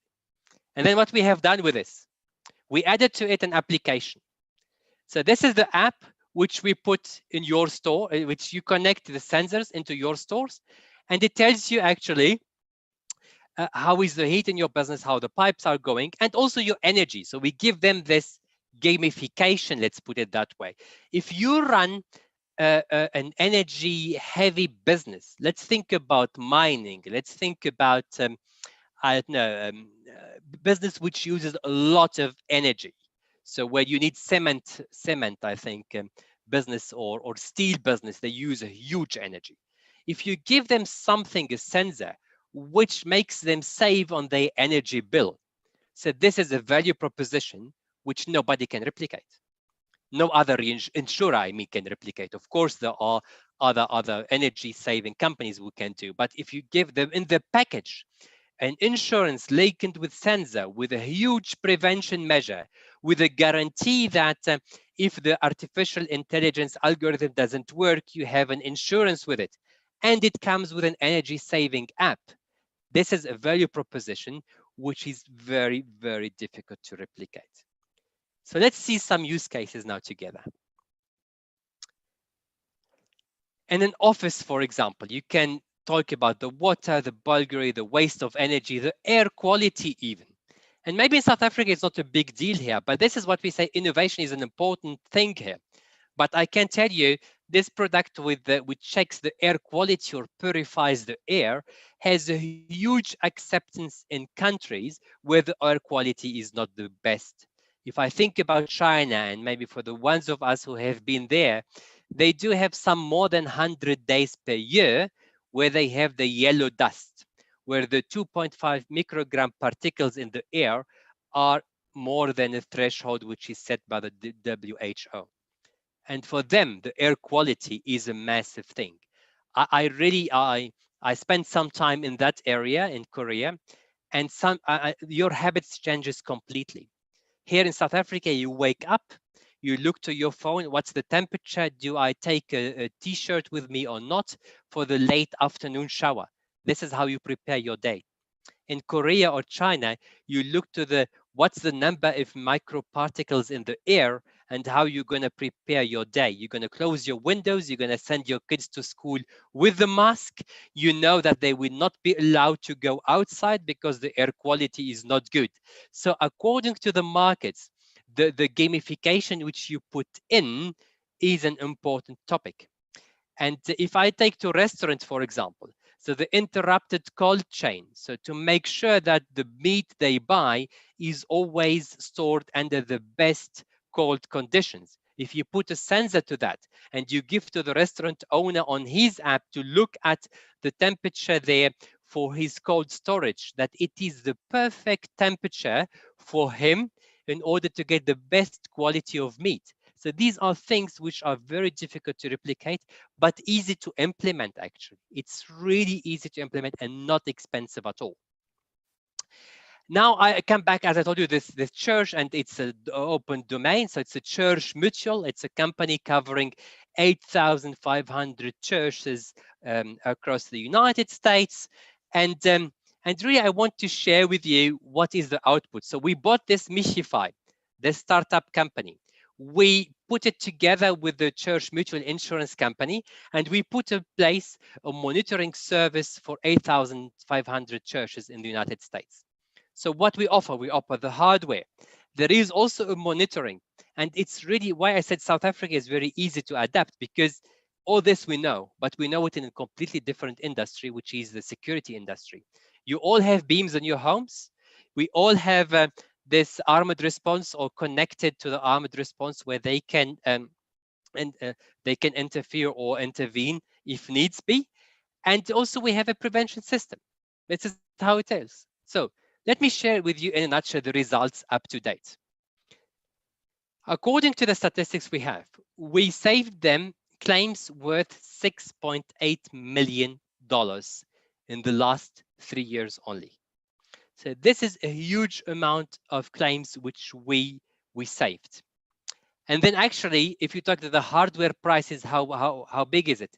So the return on investment, taking into account this huge saving, is 250%. And as I said, this is in a space of 3 years. You can multiply by 10 or 15 years the lifetime of a sensor until we get to next generation. And then this return on investment is multiplied by 5, 6 times maybe. That's number one. And number two, we are all confident that this sensor technology is going to be cheaper and cheaper in the future. And then the return on investment will increase even higher. But I think one of the questions now should be, yes, Bell, you are telling us you saved claims, but was not this actually premium which you lost? Because the churches now, they know that they have $6 million less losses, so they will ask for lesser premium, of course. And that's what I said, this is the paradigm shift. We don't only think about we are reducing our premium. Yes, we reduced our premium. But I can tell you the returns we got on this prevention contracts, the return we got on this client intimacy and upselling for other products to the churches and their communities is by far exceeding the loss of income of premium on this particular case. So it is really worth to do it, number one. Number two is you create a completely different value proposition to your client. You get much closer to your client, and you really get also some benefit in terms of upselling or cross-selling other new products which were difficult to sell in the past. So we are all winning. And last but not least, and I think it's the most important thing really, this is our give back to the society, frankly speaking. Who doesn't want to prevent a water leakage or a fire? Everybody wants to prevent a water leakage and a fire. And this is, I think, if we have less fires in the world, this is what our give back as an insurance company to the world, and to maintain a certain sustainability in this respect. So this is maybe, I want to share with you what we have done in the last 5 years, because I want to give you a use cases, to give you data, to give you some numbers to work with and say Munich Re has done it. And Munich Re is a reinsurer at the very end of the value chain. Why not me as an insurance company and broker? I am much closer to the client than Munich Re. I can do it either, but maybe even better for us, to be frank with you, if we can do it together. So what we have done is we partnered with more than 10 technology partnership.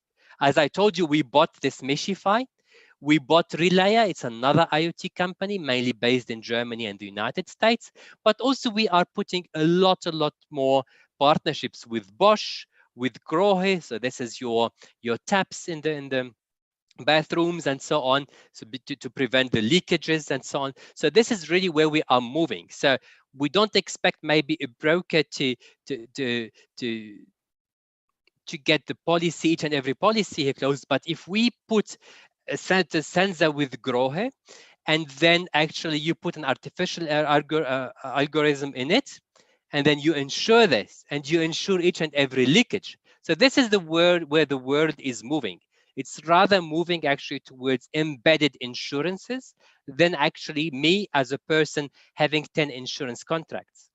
I want, when I buy features for my bathrooms or for the whole house, that the leakage is insured by my manufacturer of the taps and of my sanitary stuffs.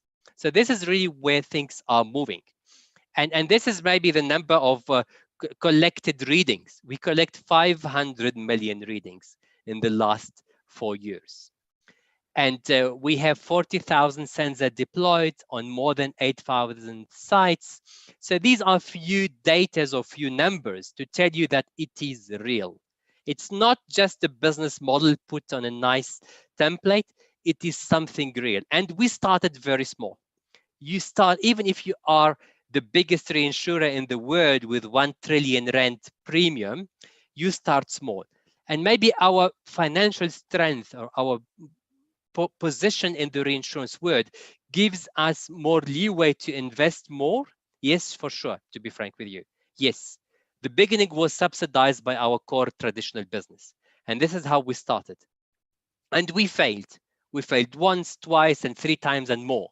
But also when we get a solution flying or taking off, it really covers all the sunk costs for the maybe failed 3 or 4 other solutions.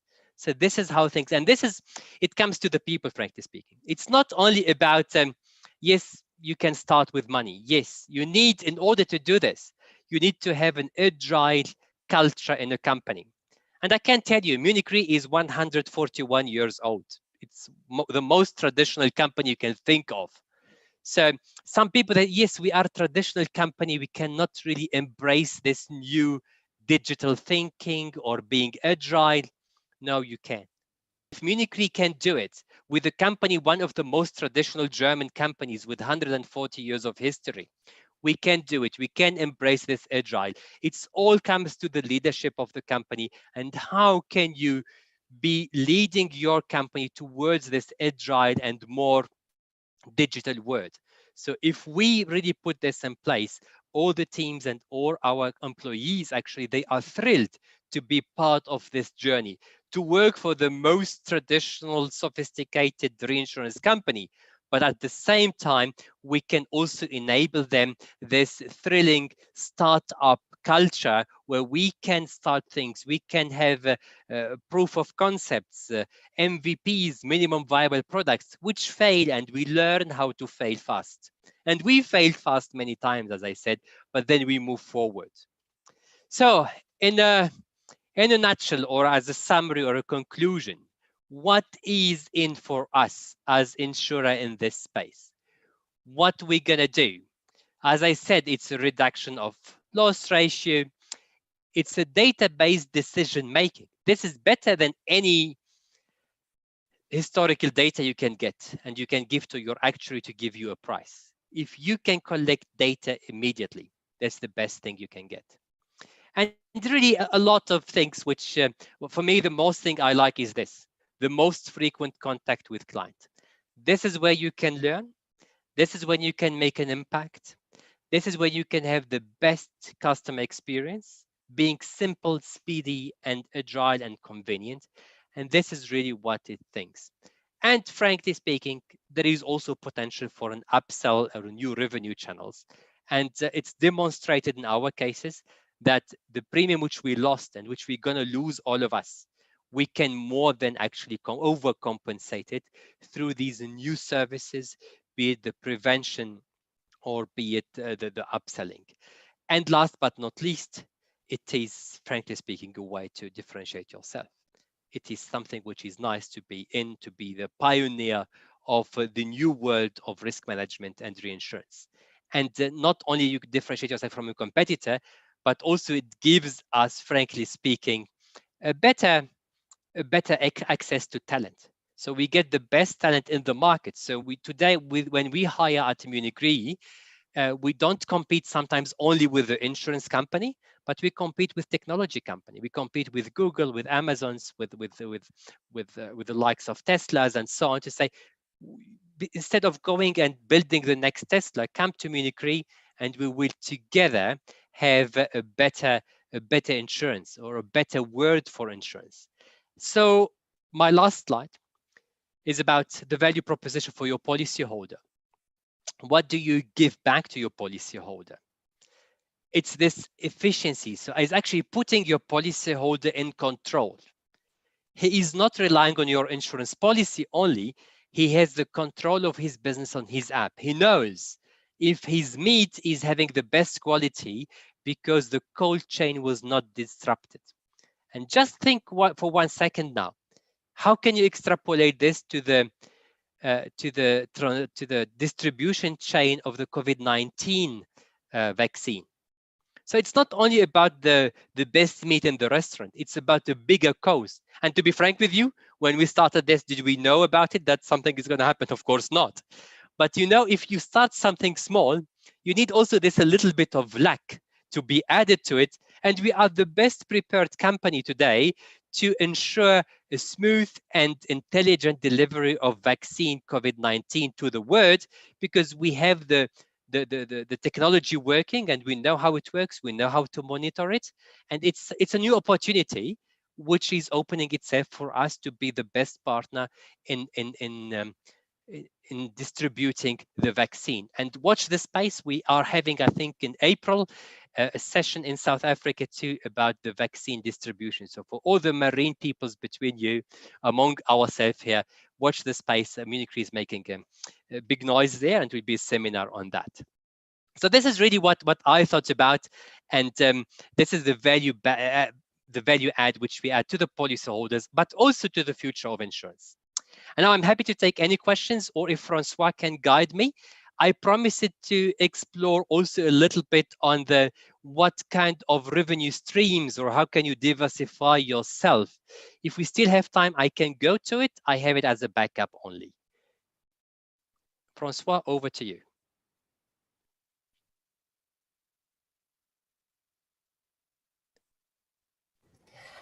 Hi, Tonat. Thank you so much for your presentation. We are running a bit over time here. So Yes. yeah, all questions that the panel or the attendees can post the questions in the Q&A, and we will send it your way and you can respond to them individually. Happy. Great. Cool. Thank you so much, Tonat. Francois. Really appreciate it. Thank you.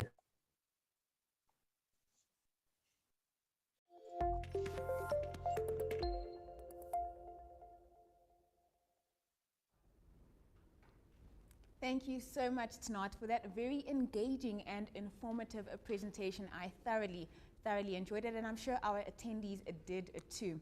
And thank you so much for stepping in when one of our other speakers was just struggling with his connection. We do appreciate it. Just a reminder to our attendees that Munich Re is one of the event partners today. All right, now over to our last speaker for today. We have got Dr. Azar Jamin. Dr. Jamin's presentation slides seem to have gone into a little bit of a recession earlier on, but we seem to have located them. Dr. Jamin is going to be talking to us about the current and future economic overview of the country. Now, without any further ado, over to you, Dr. Jamin. Thank you very much to you, and thank you to all the participants in this conference for the opportunity to present to you. Clearly, when one is talking about the South African economy at the moment, one is actually struggling in an environment which has been badly affected by the COVID-19 crisis. However, let me start with a bit of good news. As you can see in the very first slide, the rate of infections in the South African economy have plummeted in the last 6 weeks or so to a level of no more than 1,500 per day on average, from a level of over 20,000 per day at the beginning of January.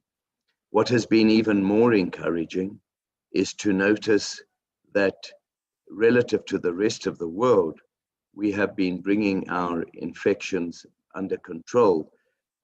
In the next slide, I show how the ratio of South African infections to international infections has been falling quite substantially to its lowest level since the pandemic first began. And it is a bit of an irony, as you can see in that next slide, when you see that the rest of the world is actually making life a lot more difficult for South Africans to travel abroad on the basis that they have contracted a special variant of the virus that is not prevalent to the same extent internationally. And as a consequence, I'm waiting for the slide to move. There we are. And as you can see, that is the ratio of South African infections to world infections. And that tells you that we have a lot going for us from that point of view. Even if we don't manage to roll out of our new vaccines as rapidly as we would like, we are still really not facing the same kind of high level of infections as is the case internationally. Nonetheless, as the following slide will show you, the history of the South African economy has been one of steady decline, well, maybe not so steady, but of general decline over the last 15 years. And what the COVID-19 crisis did was exacerbate the incredible, massively exacerbate the severity of the downturn to a level of growth of minus 17.5% in the second quarter of the year. We've seen a recovery to minus 6.1% in the third quarter. That is still very heavily negative. And I think while I've got this slide up, let me just highlight the fact that the economy was already in recession prior to the onset of the COVID-19 crisis. In fact, it was the third recession, that is levels of growth below zero, the third in a decade. And the fact that the economy has been declining in growth terms over an entire decade is a function of a whole host of major structural impediments that I will allude to later on in my presentation. As you will see from the following slide, the growth forecasts made by the IMF for the South African economy in 2021 and 2022 are the lowest of all in the world. And you can see that even in 2019, we were amongst the worst. So that does underlie the fact that there are some serious structural problems facing the economy.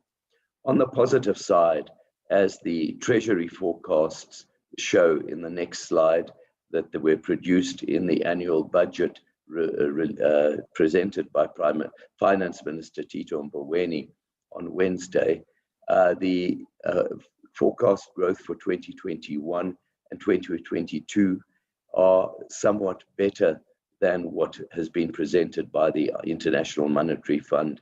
And there are a variety of reasons why one is becoming a little less negative about the economic outlook domestically than was the case a few months ago.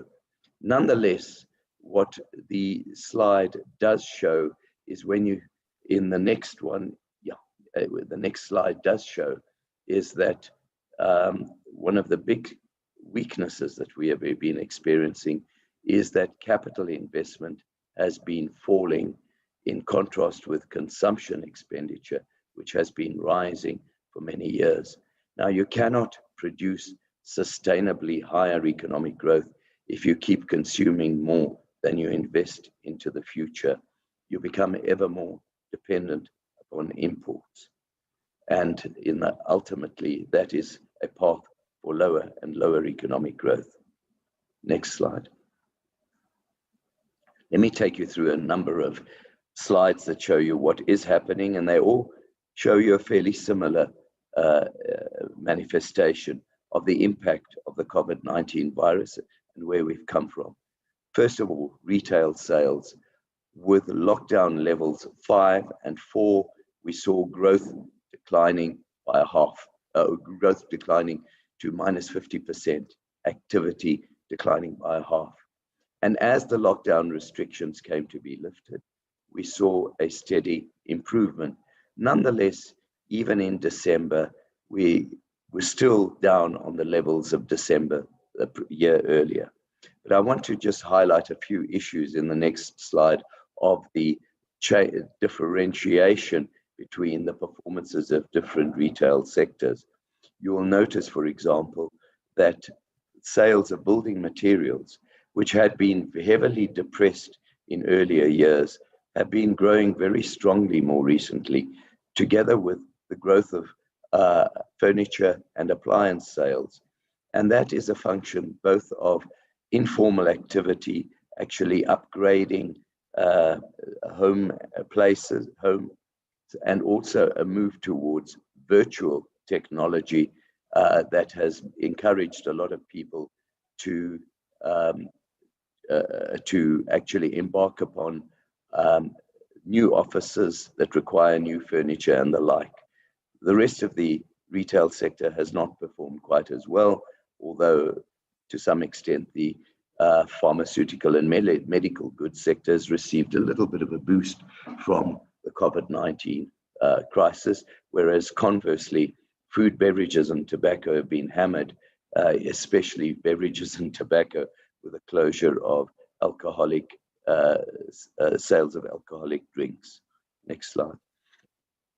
If you look at mining output, very similar, a drop of 50% during the crisis, at the height of the lockdowns, and it's steadily improved to around zero growth more recently.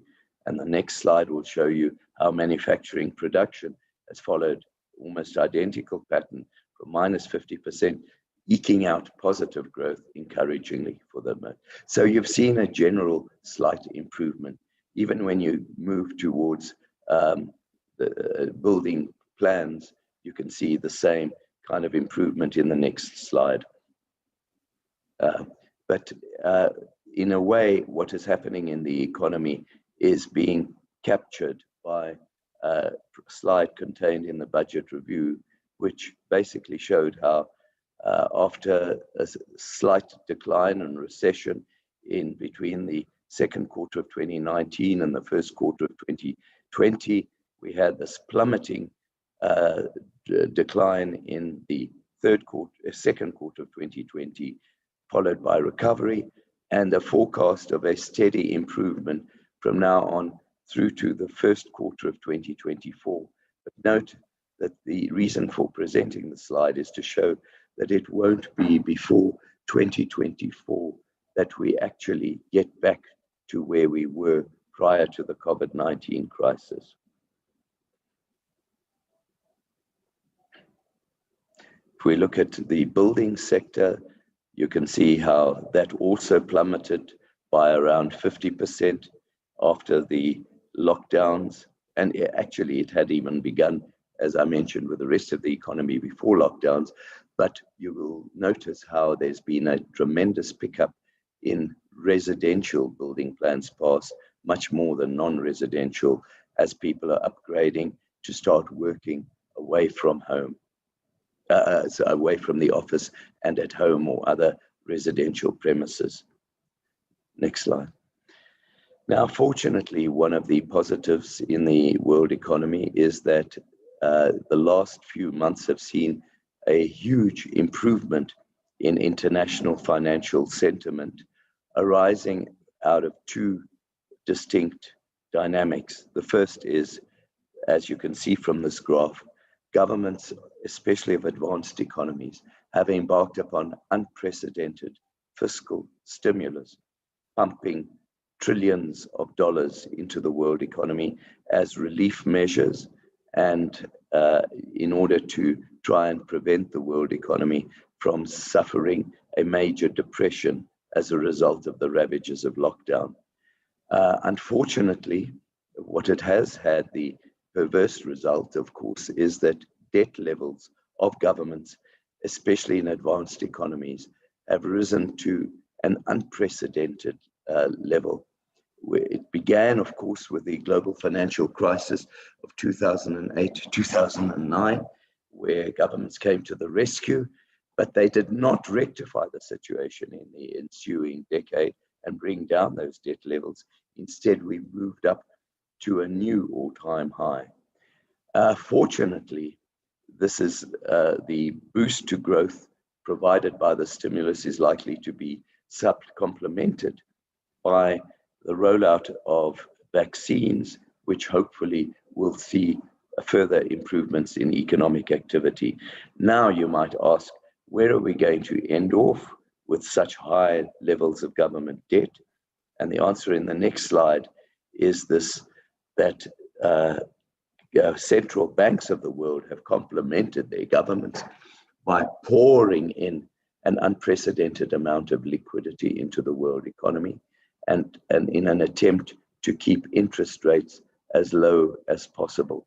You can see here how the US Federal Reserve Board has pumped $4 trillion into the US economy over the past year, far greater than, if you look at the left-hand side of the graph, you'll see what it did during the global financial crisis. If you add all the stimulus that has been injected into the world economy in the past year, it amounts to around 25% of GDP.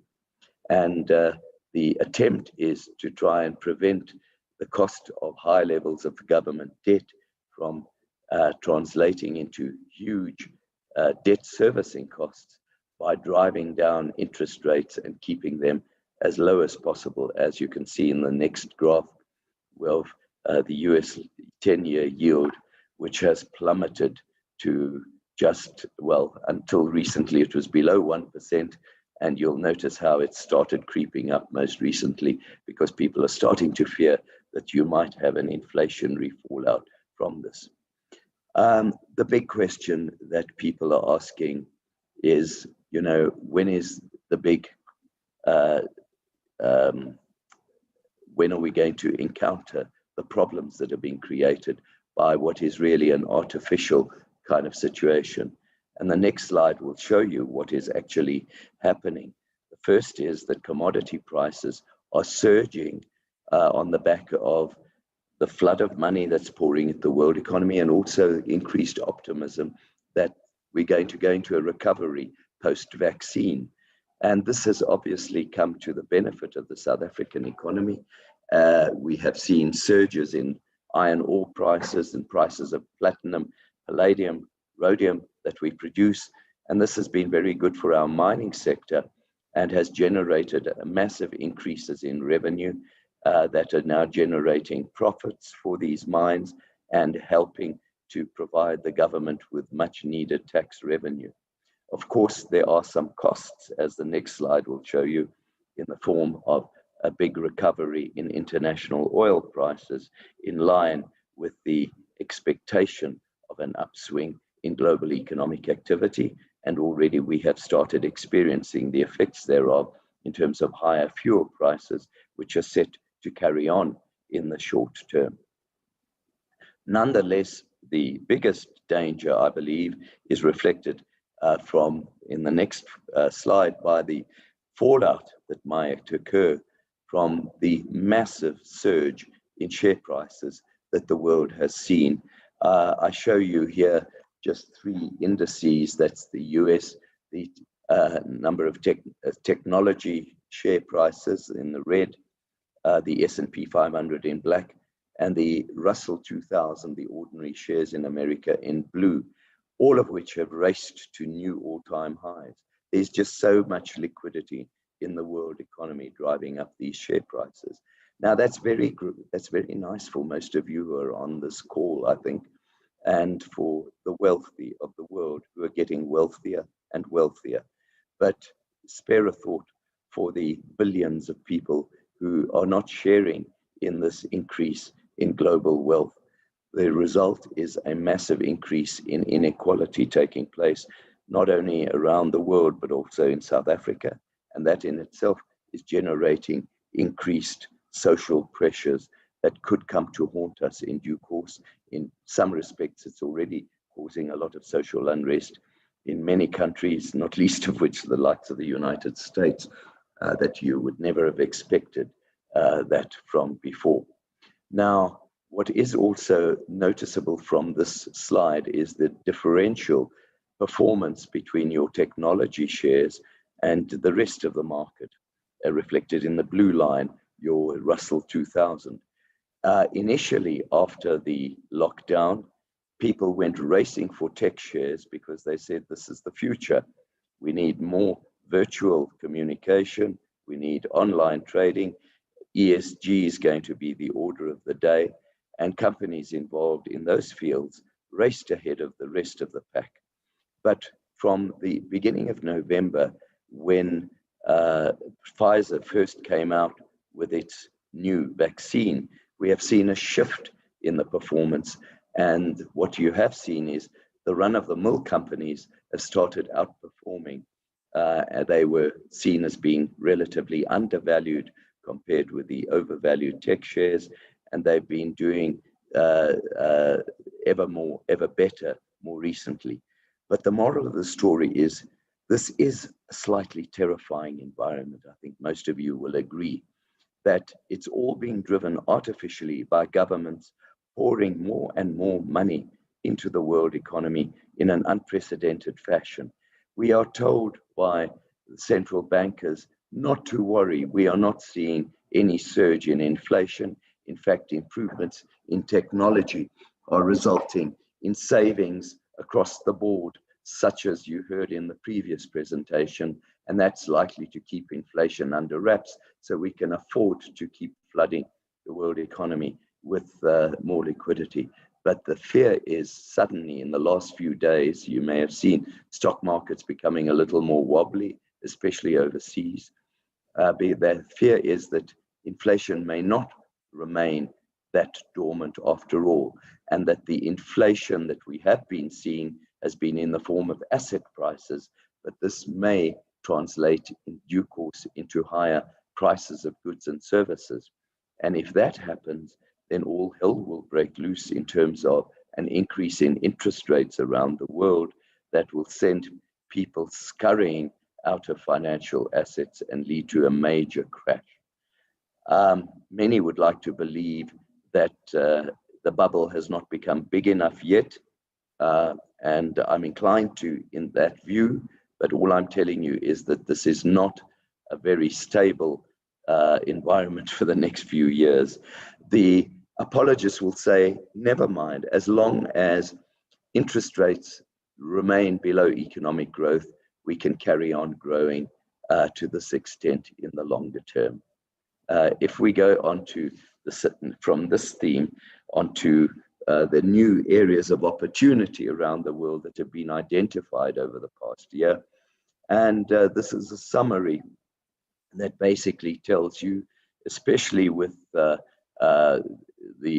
advent of Donald Trump, hopefully there'll be a little bit less of that inclination to pull back from globalization. But the one thing that Trump era tried to produce was to increase nationalistic economics. South Africa is following the way, and the popular theme in many countries is we need to look and industrialize internally and become less reliant on imports and less reliant on globalization to help us. Well, if you are a local producer and you can get the government to help you out and protect you through imposing tariffs on imported goods, then that may actually provide you with an opportunity. But from a longer term point of view, it's a recipe for increased, not decreased inflation. Then on the healthcare front, we've realized that the world is going more and more towards that is the new area of focus, and especially the application of digitization to the development of healthcare technologies is the area of the future.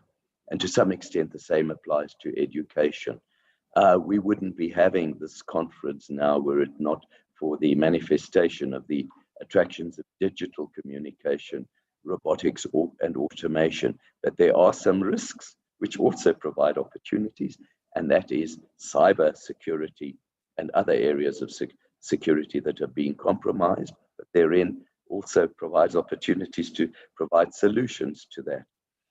What a beautiful environment. One of the outcomes of strict lockdown was to realize that how animals and birds returned to the suburbs of cities in a big way, and we realized just how important the environment has become in recent times, and how waste management is going to assume greater and greater importance in the world of the future. And then, of course, with the improvements in technology and healthcare, we're finding people living longer and longer, and that opens the way for more and more opportunities in looking after aging populations, whether through retirement villages or pension fund variants that can look after people's financial needs. But this digital area also brings with it huge dangers that, and especially from a mental point of view, there are a lot of stresses that never used to exist before. But therein lies also the opportunity for therapists and so on as an area of growth in employment and work opportunities. If we go on to the next slide and move on to the South African economy, the one very favorable development that we have seen in recent times is that, believe it or not, contrary to expectations that we had a mere 4 months ago, the slump in economic growth brought about by COVID has not resulted in a commensurate decline in revenues, government revenues, that we anticipated. And I've mentioned that in part this is due to the global environment that has resulted in huge mining industry profits and increased taxes from that source. But it also stems from the high levels of inequality. A lot of time has we have seen in recent years, we have seen that taxpayers have actually basically been drawn from the wealthier sections of society, and most of the high level people who are educated, who are on this call, who have access to digitization, are people drawn from higher income groups who are still paying tax. Most of those people who have lost employment or who work informally have been drawn from lower income groups who actually accommodate, who pay very little tax. And that has been a saving grace for the South African economy. And we're seeing that has provided a bit of leeway now, as we've seen in this latest budget, for the government to be able to afford to pay for vaccines, to be able to afford to roll out more social grants or extend their duration, and to be able to avoid having to raise tax rates on individuals. Next slide. You can see from the following slides how the proportion of taxpayers in the middle class has been increasing steadily over the last 5-6 years, and coupled with immigration has posed a major challenge to the South African economy. And as you can see in the following slide, the government has also identified that the lion's share of spending capability in the economy stems from a handful of people. Just 18% of households spend around 85% of everything that is spent in the economy, and only a handful of about 15% of what is spent by 82% of the population. No wonder that VAT revenues have not contracted to the extent that one might have anticipated in the as a result of the lockdown. Next slide. As a consequence, the government has looked at the tax levels in South Africa, identified that they are amongst the highest in the world, and refrained from increasing taxes any further. Next slide. And you can see, as a consequence, they've been able to not only avoid having to increase taxes most recently, but have been able to reduce the budget deficits for the next few years, albeit marginally. Now, it's interesting, if you look at this chart, though, you'll see that even though the budget deficits, the red lines, the most recent ones, are down on what was projected 4 months ago, the fact is that we have seen a massive increase in the shortfall between what government spends and what it receives in the form of taxes as a result of the progressive decline in economic growth. And this poses a problem, because how can government fund the shortfall between revenue and expenditure? By borrowing more, seeing that it's not taxing people more. and that by having to borrow more, we've seen an enormous increase, as the following slide shows, in the public debt to GDP ratio, and that has to be serviced. You'll notice that South Africa's public debt to GDP ratio at around 80 to 90% over the next few years is way lower than, as you can see, than in the rest of the world, which was 125% of GDP. The difference is that the rest of the world has not had enough confidence that we will be able to escape from a debt crisis in the longer term, and as a consequence, the interest rates that they are having to pay in South Africa on borrowing money are far, far higher than those in the rest of the world. You'll see the latest projections of the public debt to GDP ratio from the following slide, as has come down marginally, but it is still scary. And the big challenge that people are looking towards is, will the government really be able to temper this tiger that it's got by the tail, and where it is having to pay more and more interest and having less and less money available to spend on social services. As you can see in the next slide, ratings agencies are looking very carefully at the situation.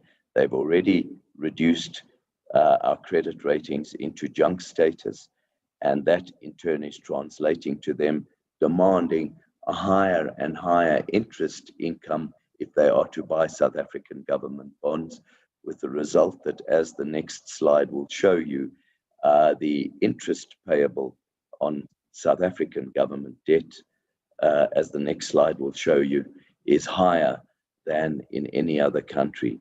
And that is why the debt crisis in this country is so dangerous, because we, unlike most other countries, are having to pay a fortune for borrowing money. And this is coming at the cost of most of social services that one might need to spend on. Next slide. You can see that how in the short term, interest rates have come down very sharply for you and I in terms of borrowing, getting overdrafts. But at the longer term end, if you want to borrow, as government does, for 10 years, 15 years, we're having to pay 8 to 10%, compared with 1% or even less in many of the world's economies. And that is the cost of lack of confidence that outsiders have in the ability of the government to control its expenditure. So as the next slide shows, Tito Mboweni has actually identified this as a major constraint, and as the next slide shows, has tried to close the next slide was actually the Rand exchange rate, just to show how that has benefited from the fact that foreigners in the short term have been willing to borrow a little more and to invest in our South African government bonds because of the high relative interest rates that are offered on them. But it is an unsustainable situation to keep relying on foreigners speculating in having the appetite to buy our bonds, because as soon as you have a little bit of bad news, as we had yesterday, and stock markets decline and people lose a bit of confidence, suddenly the Rand goes from all of chalk, as we saw this morning, back over 15 to the dollar from 14 and a half a day or so ago. And that is the kind of volatile environment in which we're living in. Fortunately, in the short term, as the following slide shows, the benefit of higher commodity prices has resulted in a huge trade surplus that is helping to keep the wolf at bay, but we cannot rely on that indefinitely. As the next slide shows, the government has been forced to curtail its expenditure quite dramatically, to close the mouth of the hippopotamus, as Tito Mboweni suggested, by slashing expenditure over the next few years by nearly 5% of GDP. That is unprecedented. And who is set to bear the cost of that? Next slide. you will see most of all compensation of employees, public servants are set to receive increases of 2.1% next year, 0.9% the year thereafter, and 0.5% the year after that, in the face of inflation of 4 to 5% over that period. So the big elephant in the room is the government going to be able to negotiate a deal with public sector unions to basically for them to accept to have a 10% reduction in their real remuneration over the next 3 years. The government has no option, because you can see from the next second line, debt servicing costs are set to grow by 16% in the coming year, 14% the year thereafter, and 10% the year thereafter. And that is even with the restriction on what public servants are likely to receive. Next slide. But the fact is that our public servants are remunerated better than in almost any other country, with the exception of Denmark and Norway. But we know, and I can bet you my bottom dollar, that you get a hell of a lot more from your public servants in those countries than you can in South Africa. Next slide. At the end of the day, what is the solution to reversing the country's declining economic growth fortunes? It is basically to address the structural impediments that have contributed towards this declining growth. And I've listed here a set of 10 structural impediments. The first, undoubtedly, is corruption and state capture that has utilized and exploited or taken away the country's resources that could have been used for better purpose.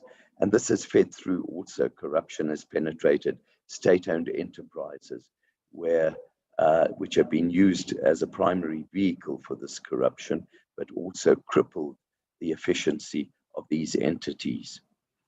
We've, as I showed you earlier, seen far too little investment relative to consumption.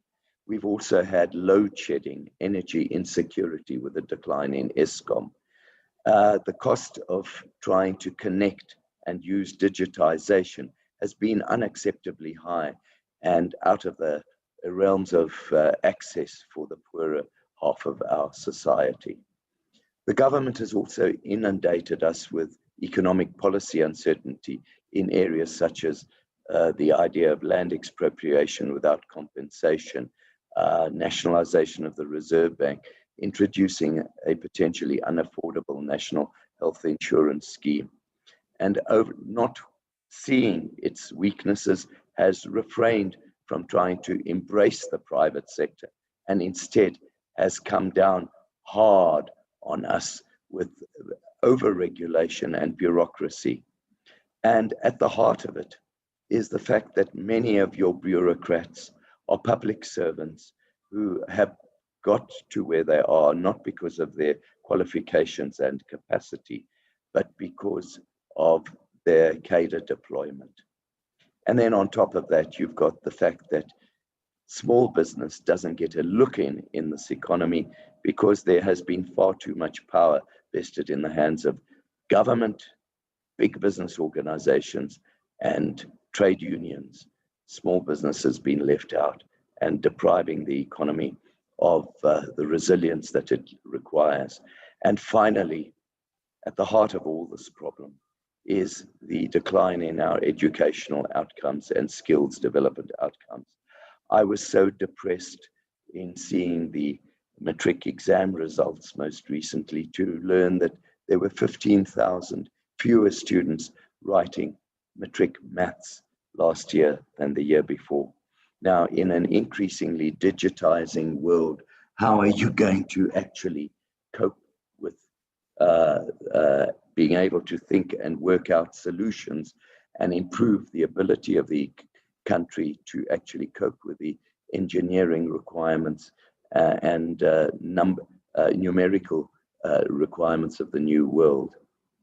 Now, on the positive side, President Ramaphosa has developed ideas through his recovery and reconstruction program, which he reiterated in the ANC birthday celebratory speech in January, and in the State of the Nation address, to attack corruption, to improve state-owned enterprises by attracting strategic equity partners, by embarking upon massive infrastructural investment, by encouraging independent power producers to produce electricity in competition with ESCOM, to encourage introduction of broadband spectrum to lower the cost of interconnectedness, and to ease the cost of doing business. And he's also identified the lack of capacity within government, especially at municipal level, to actually implement many of these processes. The problem we have seen, unfortunately, is that a lot of his cabinet colleagues keep dragging their feet in terms of bureaucratic necessities and not allowing licenses to flow more freely to the private sector. The private sector is still seen by many within government as the enemy. And a lot of this is linked to the factionalism within the ruling party, between those and ideology, between those who believe in market-driven solutions to economic activity and those who believe that government must control everything. And until such time as we can come to some kind of compact between the two ideologies, we are going to struggle to overcome these structural impediments. All I can say is that we do have a president who seems to recognize what is needed at the moment, but will he be allowed to get his ideas through? That is the big challenge that we face. In the shorter term, at least, we're looking for a gradual improvement in economic activity. The comments that I've made relating to turning around the declining trend relate more to the longer term, and that is the challenge that we face. I hope that the optimistic side will win out in the end, but I cannot be sure. Thank you.